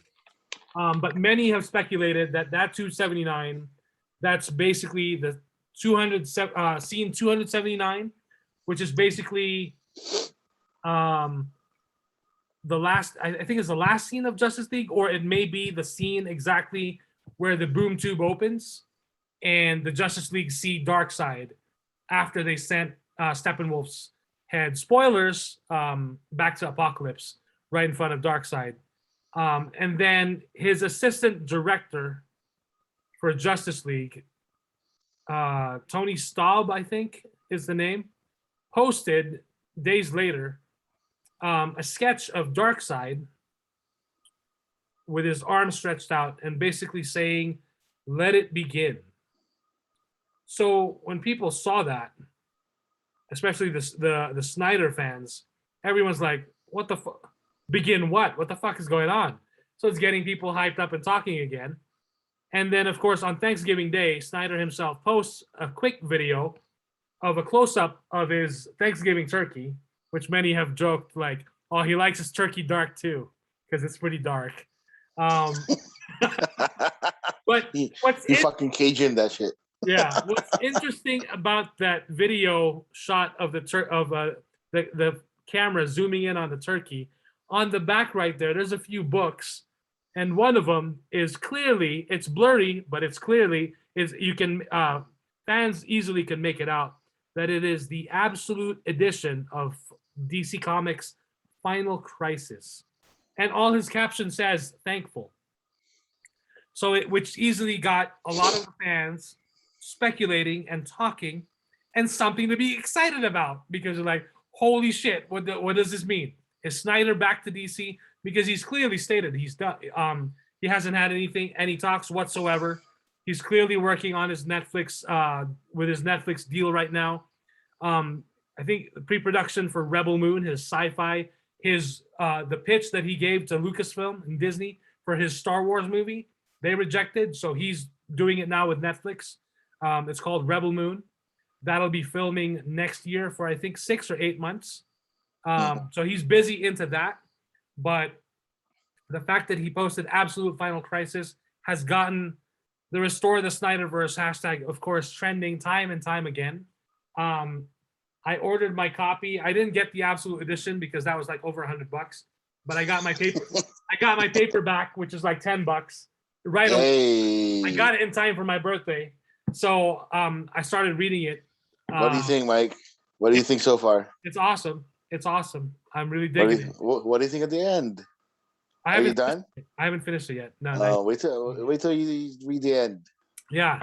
So, because remember, the plans that he had for Justice League 2 and 3 have been scrapped, and those storyboards he already they had that exhibit at the AT&T headquarters in Houston, and those were all. Everyone took pictures. There's videos on YouTube of people like breaking it down and explaining what would have been, and he clearly stated that those plans are old plans. Should we be able to continue Justice League, we now have something else. So everyone is speculating that, you know, there could even be nothing right now going on, really. And he's just like really teasing the fans and hyping everyone up for nothing. But I can guarantee, like, so what happened in the next 24 hours that he posted that, copies of Absolute Final Crisis sold out on Amazon. And let me tell you what, only Zack Snyder can do that. And I don't know, DC Comics should be happy because they just sold a bunch of copies of $100 plus book over that quick 5-second video from Zack Snyder. So out of all the DC directors, the DC filmmakers, I mean, it's pretty obvious. This is the guy that knows how to get the fans excited, how to get the fans talking and hyped up. And he has clearly my support and everyone's support, everyone that loves the films that he's worked on. So who knows what'll happen? There's speculation that we may get an announcement next year when the Discovery and Warner Media merger are complete. Some of the execs one of the execs said that they're going to focus on content that fans really love and enjoy. Well, guess what? This is one of them. So I also want to mention the social media marketing team that worked on the promotions for Zack Snyder's Justice League, which was released earlier this year. They had some statistics again. Here we go with stats again. So this is from the Cultured Nerd on Instagram. So from another tweet from Snyder @Snyder_all. So according to Homebrew Agency, who was behind the social media marketing campaign for Zack Snyder's Justice League, the movie accumulated 34.7 billion social media impressions, calling it a huge success for HBO Max, driven by fan passion. And where is this sequel?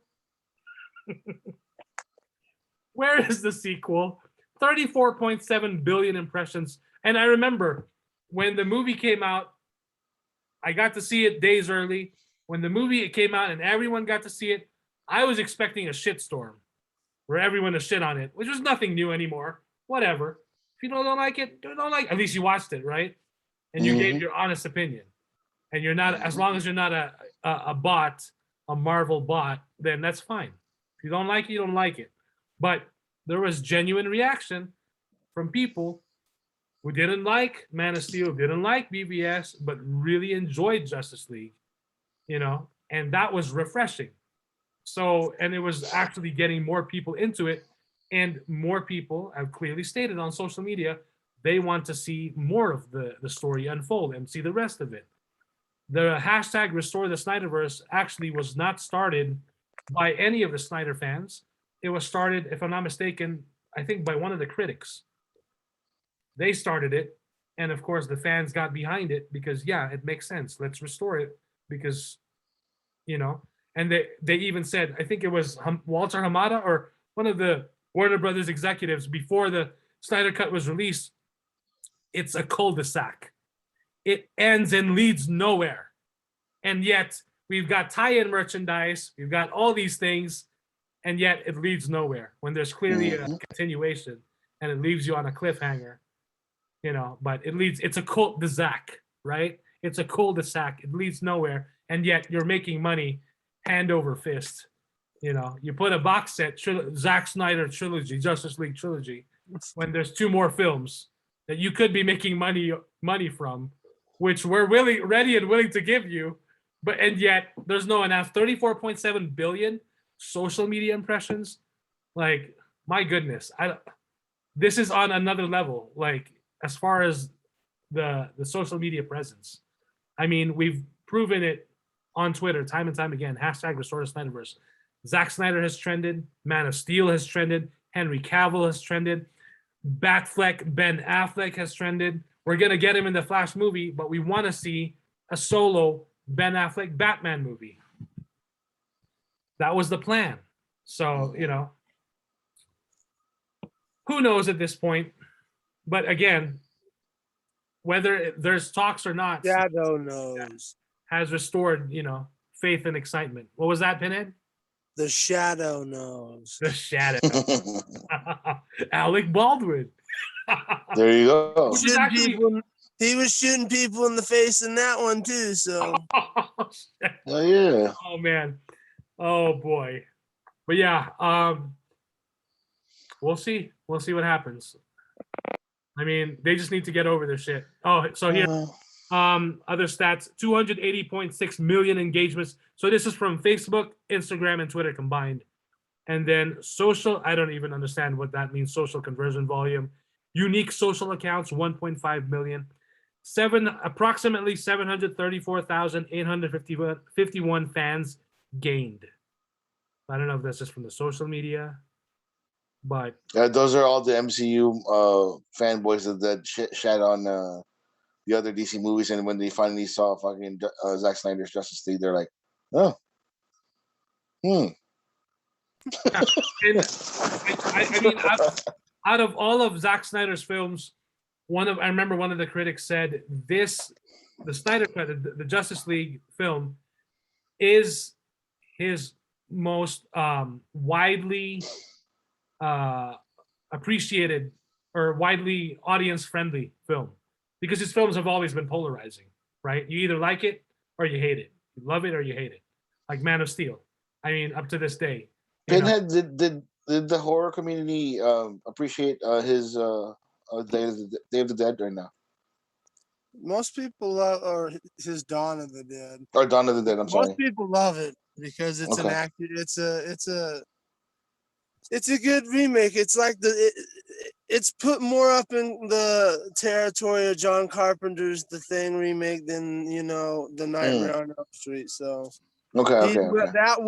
But that was also, we have to take into account as well, that was before the Snyder hate train really got underway. People blew him back then. This was before Watchmen and Man of Steel. I mean, I thought 300 was like universally loved too, wasn't it? Yeah, exactly. Those were his two hits that everybody was. There was 300 and Dawn of the Dead, and then after that, we got on the hate train. That's right. Yeah, I remember when 300 came out, everyone was like, Sparta! He's the next visionary. Well, he took. Sorry, my camera's off because I'm eating chicken nuggets. But like, why don't you share some? I'll doubt you want some chicken nuggets. No, I do. He changed the game for visual effects with 300, which is probably why it was so beloved. But then see, like, I don't know, when Watchmen came out, like, it was ahead of its time, and I still think that movie and this Justice League rendition is the best movies he's made so far. Like, that's on the top of my list. I mean, 300 is great and it's fun to watch, but that's it. It's just fun to watch. At least with Watchmen and Justice League, you have some good story developing. Right. Yeah. Yeah, and I remember before Watchmen, when I saw that teaser for Watchmen, I was like, holy shit, this looks fucking awesome. So I actually got the graphic novel and I read it. And I was like, holy shit, this is fucking awesome. And then the movie came out and I watched it and I'm like, holy shit, this is fucking awesome. Like, and then he did change, the ending there, or part of it or something. He changed, no spoilers. He changed some, yeah. Right. But then I understood, like, yeah, I mean, in adaptations, you can, it's very rare, I guess, or, I mean, it's his interpretation, right? So, and then of course, a lot of people, I mean, for the longest time, that Watchmen movie, before he made it, everyone was saying like, oh, that you can't make that movie. You just can't make it. And yet he stepped up and, 2009, I remember I watched that with Julie and then her roommate back then. And then after the movie, because I read the graphic novel, right? And I watched the movie and I was like, yeah, this makes sense to me. Like, and then after that, I got into a heated discussion with her roommate because her roommate was like, that was stupid. And I'm like, what are you talking about stupid? Do you not understand what the story they were trying to tell? Like showing like superheroes and that they're also dealing with shit. Like it's more than just punching the bad guys. Like all I saw was blue penis. Right, and then the sex scene, the sex scene, and they were playing Hallelujah. Like people were laughing in the theater, and I'm like, there's actually more to this than just like if you look into it. A lot of Christians think that Hallelujah is a religious song, which if you know Leonard Cohen, you know that it's far from a fucking religious song. So, well, I'm just saying, there's many different interpretations, right? So, yeah. But yeah, I mean, that's another thing. Like, I remember when that movie came out. Yeah, it's way ahead of its time because we wanted like our bright and colored superheroes, and then of course they give them the keys to Man of Steel. You're like, oh, you guys love Superman, huh? Let's go snap some fucking necks there. I'd just like to say on a side note, since we are talking about Watchmen, I just received a copy of this. Oh shit! I need to read that. Holy shit! I'm kind of scared. Oh man. Pinhead, prepare to be blown away. I'm just letting you know. Right now. Really? When I'm done with Final Crisis, I think when you're done. I think it's one of the better storylines. Yeah, because this is actually the complete edition. So the complete collection. Like those intellectual arguments that like when people say, "Oh, who's going to win between Dr. Manhattan and Superman?" Yeah. Yeah, all the questions are fucking answered in this. There you go. So. What were you saying, Mike? You said something. I couldn't hear you in the background. When I'm done with Final Crisis, I'll lend this to you, and then when you're done with that, you can lend that to me. Yeah, for sure. You'll be like comic. Yeah, because I need to get on Final Crisis as well. And if the rumors are true, and he is gonna do Final Crisis, we might still see Ava DuVernay's New Gods. Just letting you know. See, and I'm glad you mentioned that. Thank you. Because not too long ago, they announced that Ava DuVernay's New Gods was canceled because of what, and that's the quote they used, because of what was established, or that's the quote that she used, because she was in an interview and she mentioned like, oh, the film got canceled because of what was introduced, and she didn't clearly say Snyder Cut, but it's obvious, right? Because we saw Darkseid and Apocalypse there. Mm-hmm. But then if was it Hamada or whoever Warner Brothers executive said it's a cul-de-sac, if it leads nowhere, then it shouldn't matter, right? That New Gods film can continue. So why did you cancel that? What's happening now? Oh, maybe because it's going to lead into Final Crisis. There you go. So which is I think this might be a good take on it, because the Final Crisis is a very polarizing comic book also, or series. So that's awesome. That's awesome. And what I love are all the receipts that from all the people that have said like, oh, of course the Snyder Cut doesn't exist. Even the videos are my favorite on YouTube. It's never gonna happen. It's never gonna happen. It doesn't. Did they take that shit down, or should we make comments?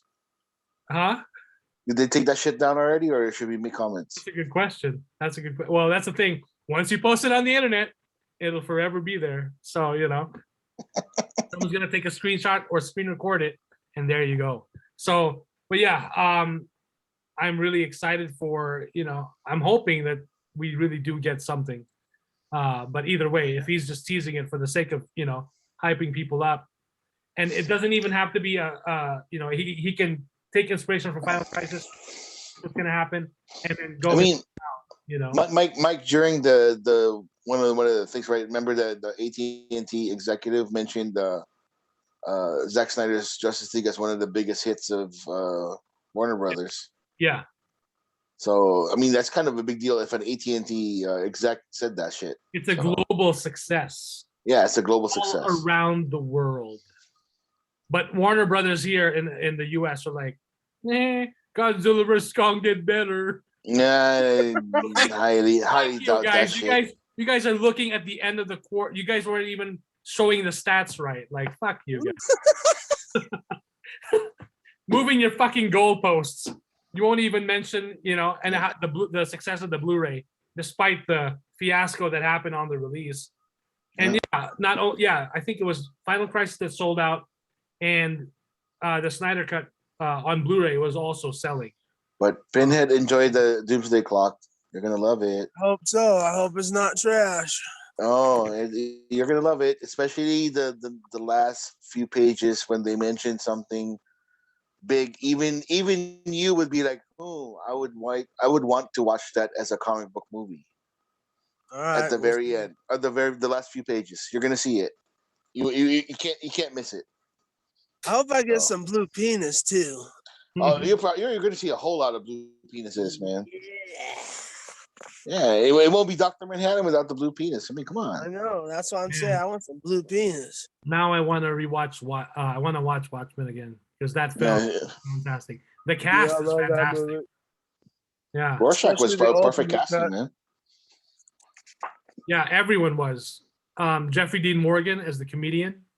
I don't know about Miss Jupiter. Like she's I don't know. The girl, the young girl, not the old Miss Jupiter. Not Carla, but Malin Ackerman. Yeah. Oh, she's fucking hot. She could be. It could have been somebody else. I'm just saying. Everyone. Billy Crudup as Dr. Manhattan. Matthew Good as Ozymandias.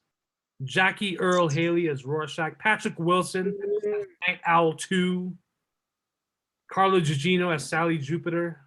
Of course, Carla Gugino, Zack Snyder's Lucky Charm in every film, pretty much in every film. I am bummed. I loved it that we got Billy Crudup as Henry Allen as the father of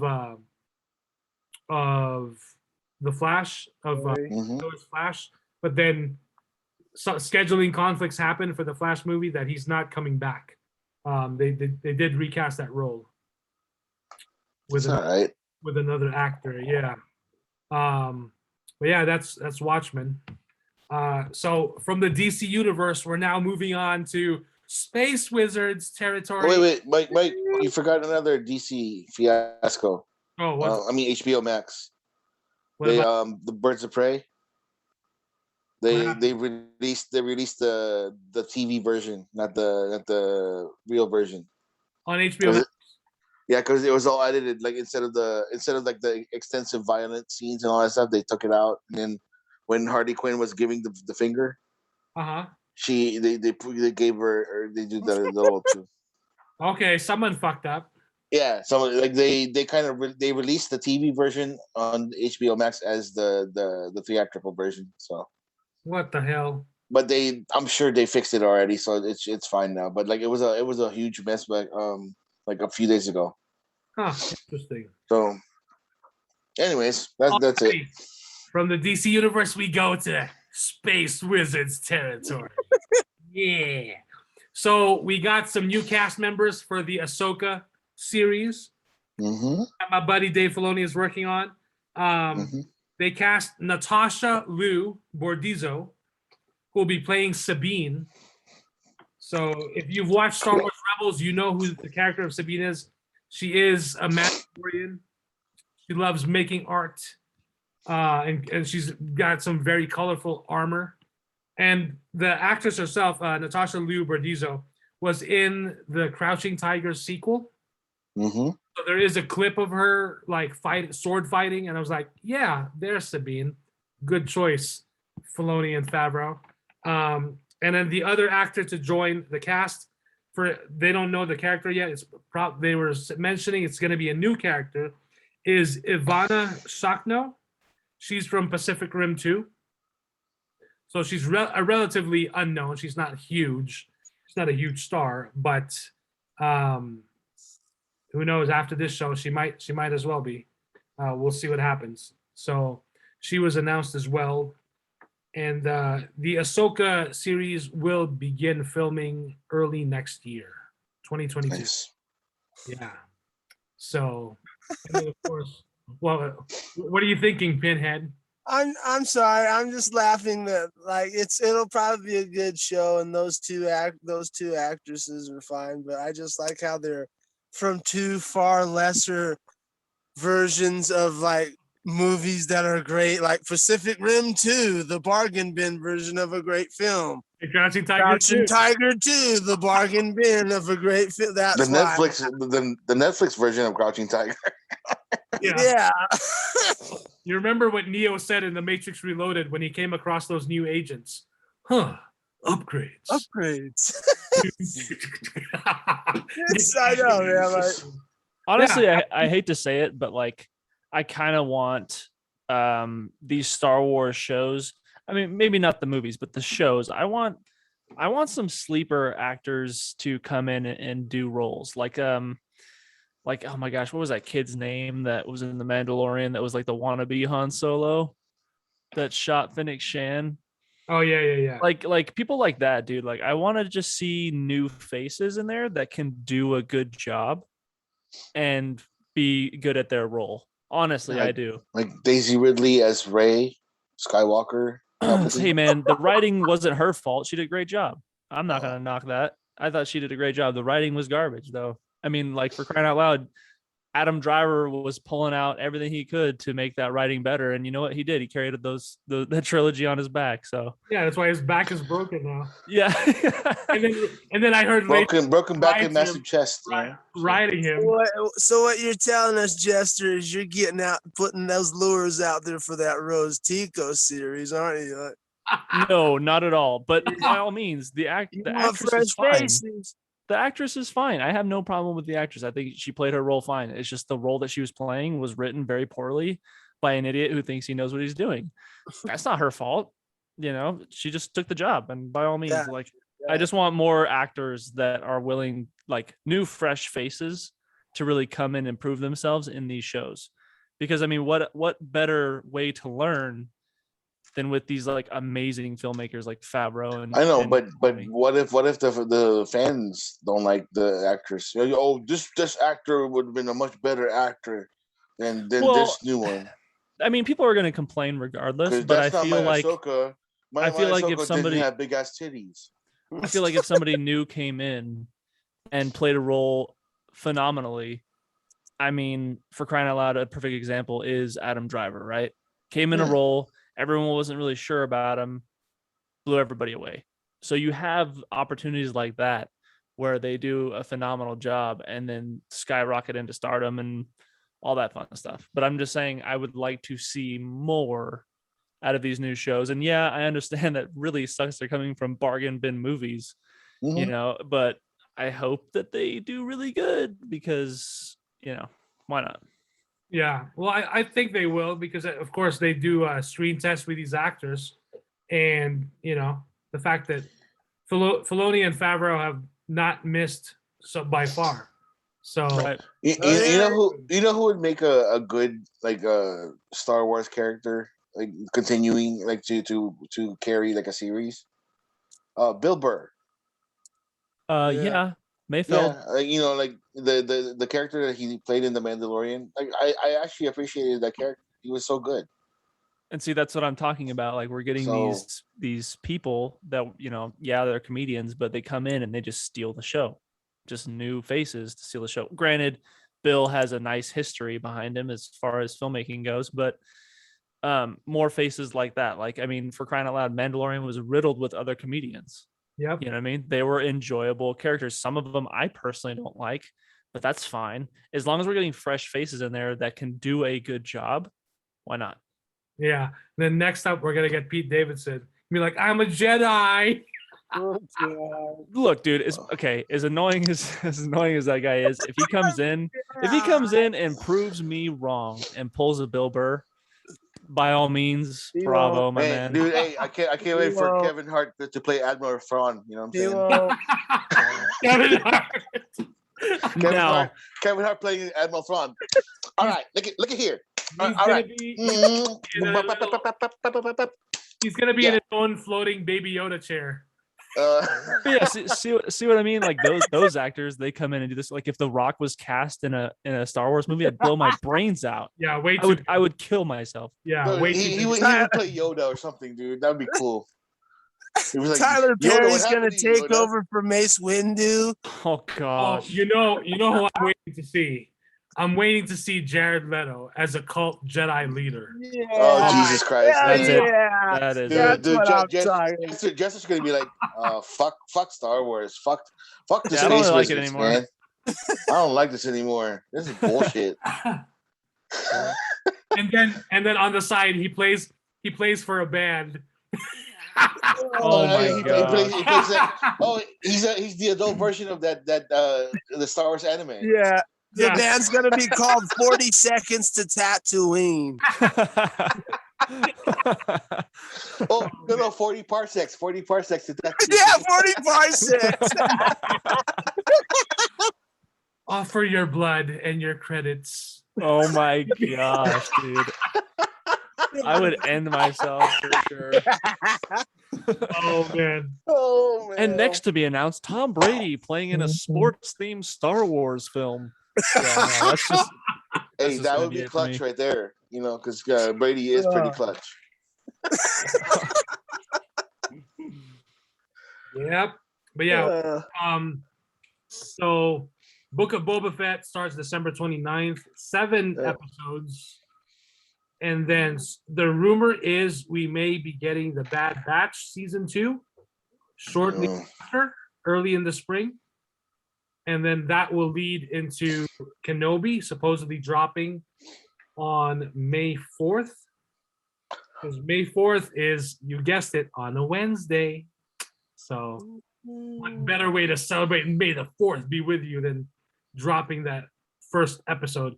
Make it the first 2. Well, there's only going to be, I think, like 6 episodes in the Kenobi limited series. So is it gonna be like an hour and a half each episode or oh what? God, I hope.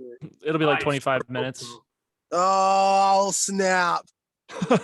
I'll fucking Like, snap if they Because everybody could be like, you guys made us wait 5 years for this motherfucker and it's only 25 minutes. Fuck you. Yeah. Dude, hey man, honestly, that's what I'm worried about Book of Boba. I mean, because we had like some episodes in The Mandalorian that were like really short, and it's kind of a bummer. I mean, especially if they do an Obi-Wan where like we get like a 25 and 35-minute episodes. Come on, man, please. Yeah. You get a Seriously. 19-minute episode. Oh, I'll snap. I'll snap. I'm not kidding. Yeah, I think for Kenobi we're gonna get at least 50 minutes each, 1 hour. We better at least. I'm hoping for Bad Batch 2. Like, there's a time skip, so we don't have to fucking listen to a young Omega. I'm just sick of that shit already. Hunter. I tried watching it again, and then I'm like, I can't fucking stand it. I can't stand the character. It's not even teenage angst. It's preteen angst. Well, it's preteen clone angst. Yeah, it's even worse. I was just like, I just want to fucking like stay here. You'll be safe. No, don't tell me what to do. And then like she got people killed because like she did. Don't tell me what to do. Oh man, I can imagine it. Oh man, Kuya's invited by Disney. Be like, we'd like you to write a series with angst. I can figure something out. If they give me the right paycheck, I can fucking deep dive into the teenage angst and shit. There's not enough teen angst in this. Oh yeah, Dial it like, we're going for CW. I hate sand. Sand. Why am I in Tatooine all the time? Oh man, but yeah, I'm really excited for the Kenobi series.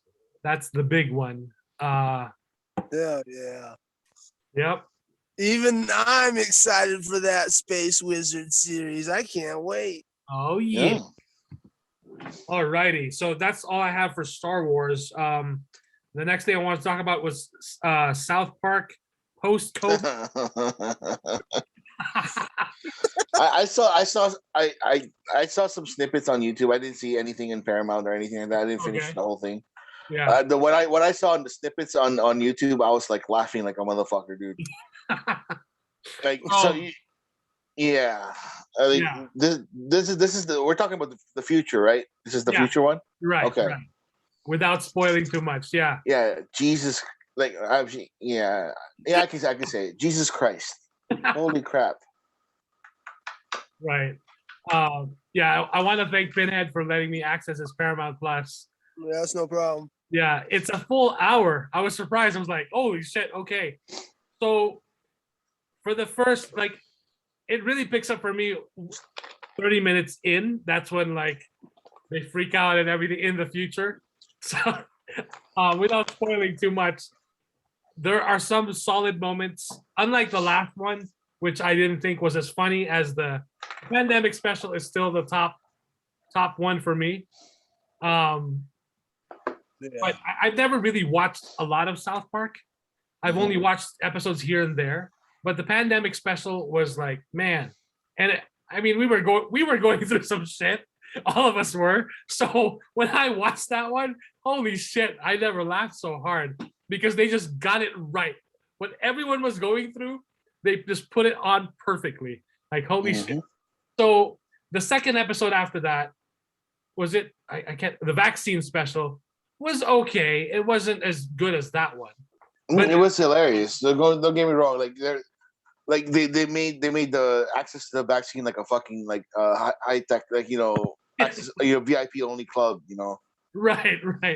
And so, for me, I was cracking up because I was like, we're the fuck, we're not the cool ones, like the old people first, Yeah. So that was funny. What I liked about this one is that they connected it back to a lot more to the pandemic special. And there were really some solid moments, which I won't say much about, so I'm not going to give anything away, that I was really laughing out loud. And it got me laughing really hard.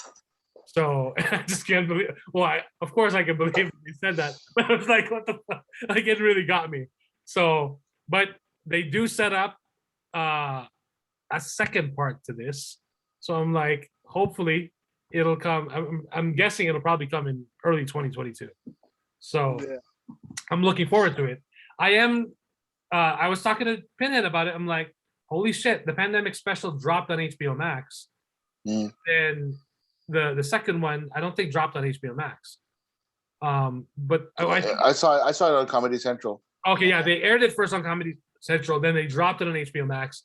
But this one, post-COVID, is on Paramount Plus, and I'm like, holy shit, they've got multiple deals with multiple streamers. It's pretty damn smart.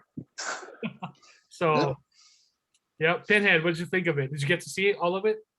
No, I had too much to watch. I had to watch Steins Gate because I have to return that back to our coworker.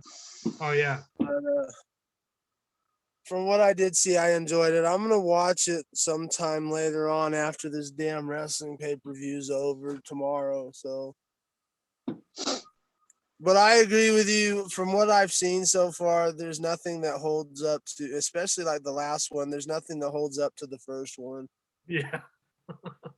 Because it was like lightning in a bottle. There was just something special about that one, them fucking the bat and all this crazy shit. Like, we were, and like you said, we were in just we were all, regardless of what side of the aisle anybody sat on, we were all in a lot of fucking pain, and we needed that shit at that time really bad. So it just hit at the right time. And the shit was hilarious. It's some of their best work. Yep. Pinhead, not Pinhead, sorry, Jester, did you get to see it? I have not seen it. I was hesitant to see this one because of the last one. Okay. Dude, like you guys are talking about, nothing's gonna hold up to that first one. And honestly, I think that the reason why that the first one had the effect on us that it did was that, we were just down in the dumps. We were at an all-time low. So after been in an all-time low for almost 2 years now, it's like, it just, now it's just sad. It's not even funny anymore. It's rough. But after that last one, I watched that last one, and I was like, there was a couple moments where I laughed, but I feel like that's always been my experience with South Park. The COVID special was a rarity for me where I was actually genuinely laughing all the way through. So after that last one, I just had no desire to see this more recent one. I mean, but you're talking like it's pretty close to the COVID special, so I might check it out. But we'll see.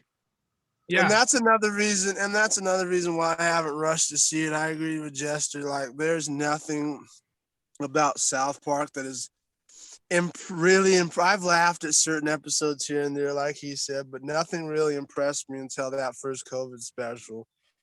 Because I've just never been a really big fan of South Park. So, and that last one to me was just, there were funny parts, but the last one was fucking shit. I hated it.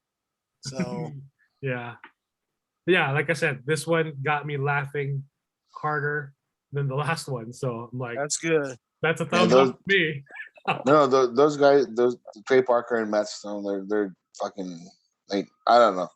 Ever since I saw the very first episode of South Park when it first came out, I was just like, man, these guys don't give a shit, and they still don't. Like, they made fun of every fucking body. Like, even when at the point of them getting sued by Isaac Hayes, getting sued by the Church of Scientology, you know, all of these people that have enough money to bankrupt you, they didn't give a fuck. Yep. And you gotta appreciate, like, the courage and the creativity of what they did. You know, when they gave respect to the Simpsons in one of the episodes when they said, like, you know, if it's the Simpsons did that already, why are we, why are you doing this, whatever, you know? So, like, you know, just they give reverence to the past sitcoms and the past comedies that did it before them, and but they still don't. They have zero fucks given for anything, because they even make fun of themselves. I think they made fun of the Book of Mormon, if I'm not mistaken. Like, they made fun of, like, the shit that they did, you know, at South Park. Like, one of the characters is like, why are you all four of you guys always in trouble? Why I don't want to do that. I don't want to cause any trouble. I don't want to do anything with you guys. I don't want to be friends with you guys. And everybody was like, dude, why don't you want to be friends with us? Because you always get yourself in trouble, and, like, something fucking happens to the town, and I don't want to do that. I just want to play video games. That's all I want to do. Right? And then, like, you know, they're trying to convince the kid to hang out with them, and he didn't want to, because, like, you know, they're just making fun of him because, like, all the shit that they do is zany and crazy and shit like that. So it was funny, but, you know, it's, you know, I guess it, you know, it every, you know, you guys are right in regards to, like, when the pandemic special happened, like, it was needed, because somebody had to fucking say something, because everybody was going nuts. You know, the fact that, like, they were fighting because, like, oh, like, you know, I don't want to wear a chin diaper. Why do I want to put a diaper on my nose? Fuck you guys. You know, like, for me, the argument itself was so real. It's so, you know, because you heard that shit in the supermarket.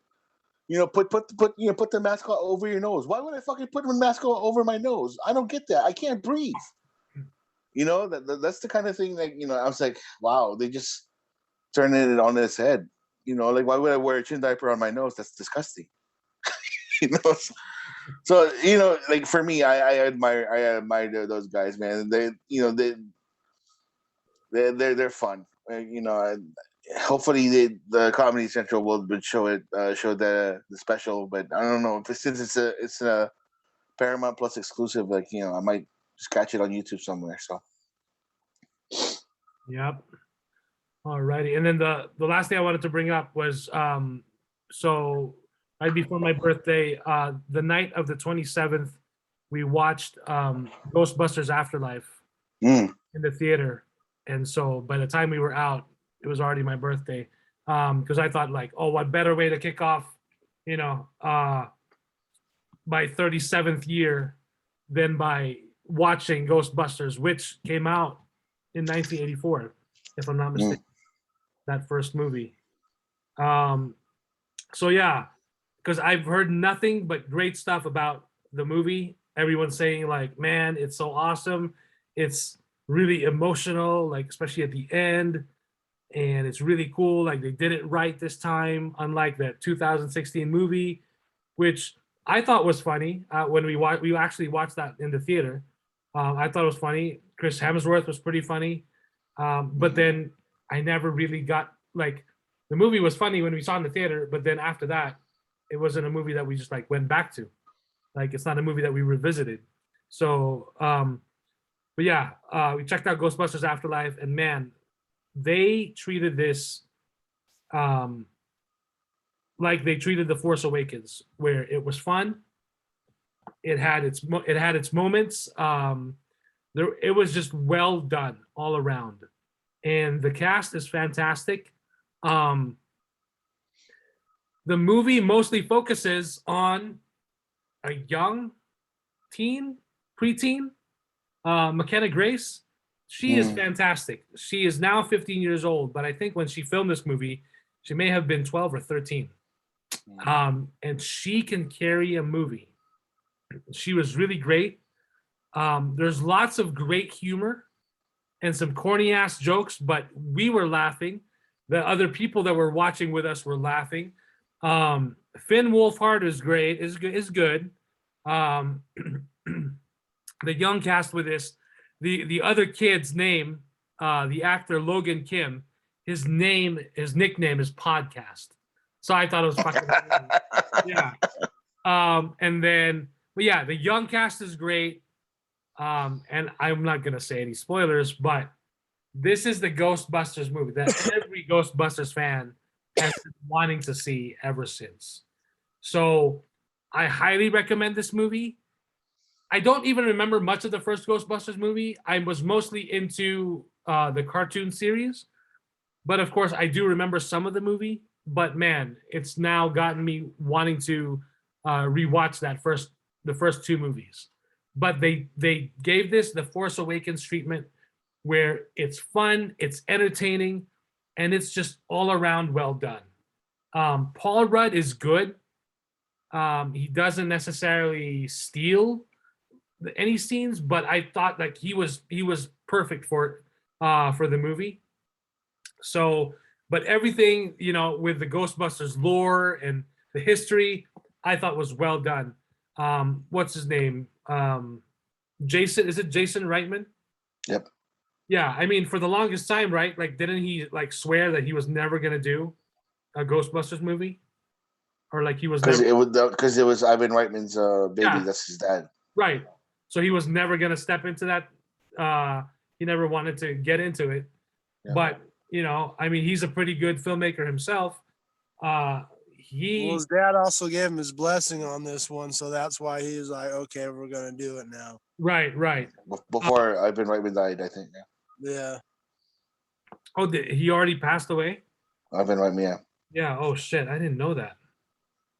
Holy shit. Yeah. Man, he really swung for the fences, and he did really well. No, I don't think Ivan Reitman's not dead. Yeah, I thought he died. No, he's not. No, I think you're thinking of Harold Ramis. You're thinking of Harold Ramis. No. It was a director. It was. It's not Ivan Reitman. Richard Donner, maybe. No. Yeah, no. Ivan Reitman's not dead, dude. Yeah, he's not dead. Ivan Reitman's not. Yeah, because I'm like, man, I'm like, yeah, it was somebody in the 80s. It was a director from the 80s also that died. Okay. I can't fucking remember. I thought it was Ivan Reitman. Not Richard Donner? No. Okay. No. Okay. The one that did the substandard Superman movie? Yeah. No. Yeah. Yeah. I'm just kidding. Ghostbusters Afterlife, my highest recommendation. It is so much fun. Okay. It's very emotional, and it's done very well. It really is done very well. I was very impressed, and it's doing very well at the box office. Did they play the original song? Yes, they did. Okay, that's all I care about. Saved it for the right moment. Okay, that's all I care about. Like, yeah. Then I'll watch it. So everything is, it's well done. It is really well done. So I was very impressed. Yeah, this is only playing in movie theaters. It is now currently at $118 million. Nice. So not bad for a movie that, and they had a much lower budget. That's why you're seeing in the trailer, it's not set in New York. It's not, it's not set, it's set in like, backwater in the Dust Bowl. Pretty much. But there's a purpose for that, right? There's a purpose, everything. Okay. And there are some surprise cameos, not from what you're thinking. There's more to it than that. There are some other actors that showed up here that I was like, holy shit, that's awesome. Aside what you're probably already Oh. I mean, I heard the rumors even before they finished the movie that it was coming in. I'm not talking about the original cast. I'm talking about other actors that had nothing to do with that first two Ghostbusters movies that showed up here. And I was like, okay, that's a cool choice. I dig it. Hey, did that guy, this is Vigo, show up? I don't remember that. Ghostbusters 2, man. Come on. Applies to him. It's Vigo. It's Vigo. But what's her name? Down to Vigo. So hold on. So Paul Rudd, we all know Paul Rudd is the Ant-Man, right? Yep. And what's her name? Hold on, I want to get her name right. What's her name? Carrie Coon. So Carrie Coon is Callie. She plays the mother. So Carrie Coon also played a Marvel MCU character not too long ago. She played Proxima Midnight in Infinity War and Endgame. So, but of course, she was mostly behind digital effects and makeup. But it's interesting because here she's with Ant-Man. So I thought it was really interesting. Like, oh, okay. But yeah, highest recommendation, Ghostbusters Afterlife. It's in my top 5 movies of the year. That's all I'll say. Okay, cool. Fantastic. And I did lie to Pinhead. He asked me if I cried, and I said no. I said almost. I knew you did. I knew you would. I fucking cried because of that one part. The story was very well written, and the moment was perfect, and it earned it. It earned it. So I was like, fuck yeah, that's fucking beautiful, man. That's how you do it. Yeah. Ghostbusters Afterlife. Check it out. I will. So that's all I have. What are you guys watching so far? What have you guys seen so far? Not much of anything. I am about to start season 3 of Lost in Space, the final season. Oh, I have not started it yet. My pop was apparently binged it all on opening night. He texted me at 5:00 in the morning. Wow, dude, it was amazing. You gotta check it out. I'm like, all right, Pop. This is the Netflix version, right? Yeah, I thought it got canceled after that second season, and I just was no. It popped up on my thing too as season 3. So. Yeah, but I guess it is the finale. They're done after this. Right. All right. I finished Arcane. I heard that was good. The League of Legends cartoon, whatever, on Netflix. Yeah. Fucking amazing. You don't need to know anything about League of Legends or how to play the game or anything like that. Just watch it as is, and it's one of the most beautiful animated shows I've ever seen. Actually, one of the most beautiful shows. The story, you're gonna fall in love with every character. You're gonna hate every character. You're gonna fall in love with every character because it's just the world is just well built. I recently finished live action Cowboy Bebop. Like I said last week, I as an anime as the Cowboy Bebop aficionado, I love the anime. It's like one of my favorite animes of all time. I like this live action enough not to hate it. The only issue I have is the action scenes is a little too draggy for me. But that's just me. It's just a personal opinion. Everything else, whatever changes that they did, I'm okay with because they just want to make adaptations. It's just a little changes. The little twist that they did at the end was for me is a little sketch, but you know what? I can understand. Yeah. So it's a watch. People can watch it. It's not a must watch. Arcane is a must watch. By the way, and I've seen The Harder They Fall for I think 4 times already, 5 times. This is again that Western starring Idris Elba and and amongst other great actors and actresses.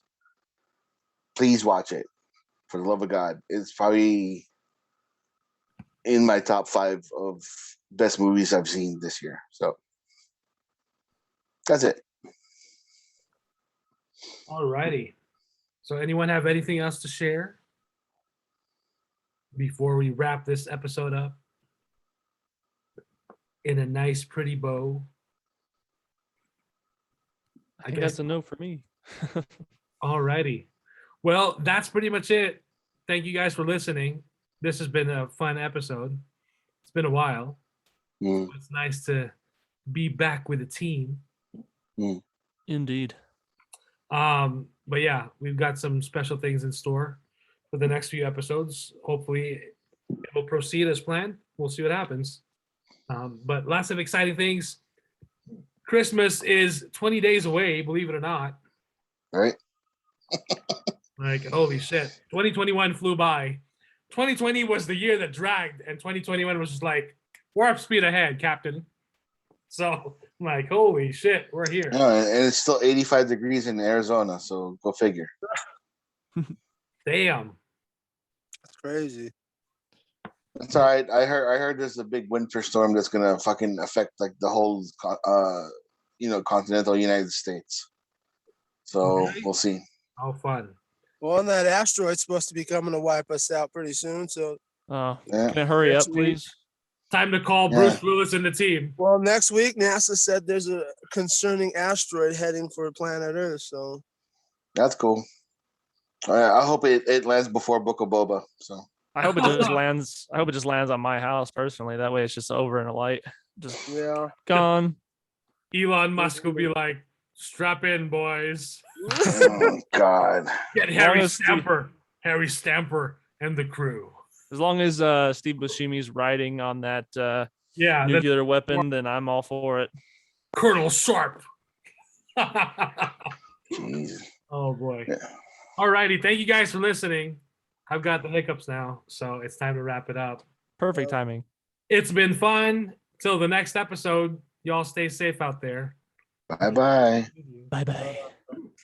Peace.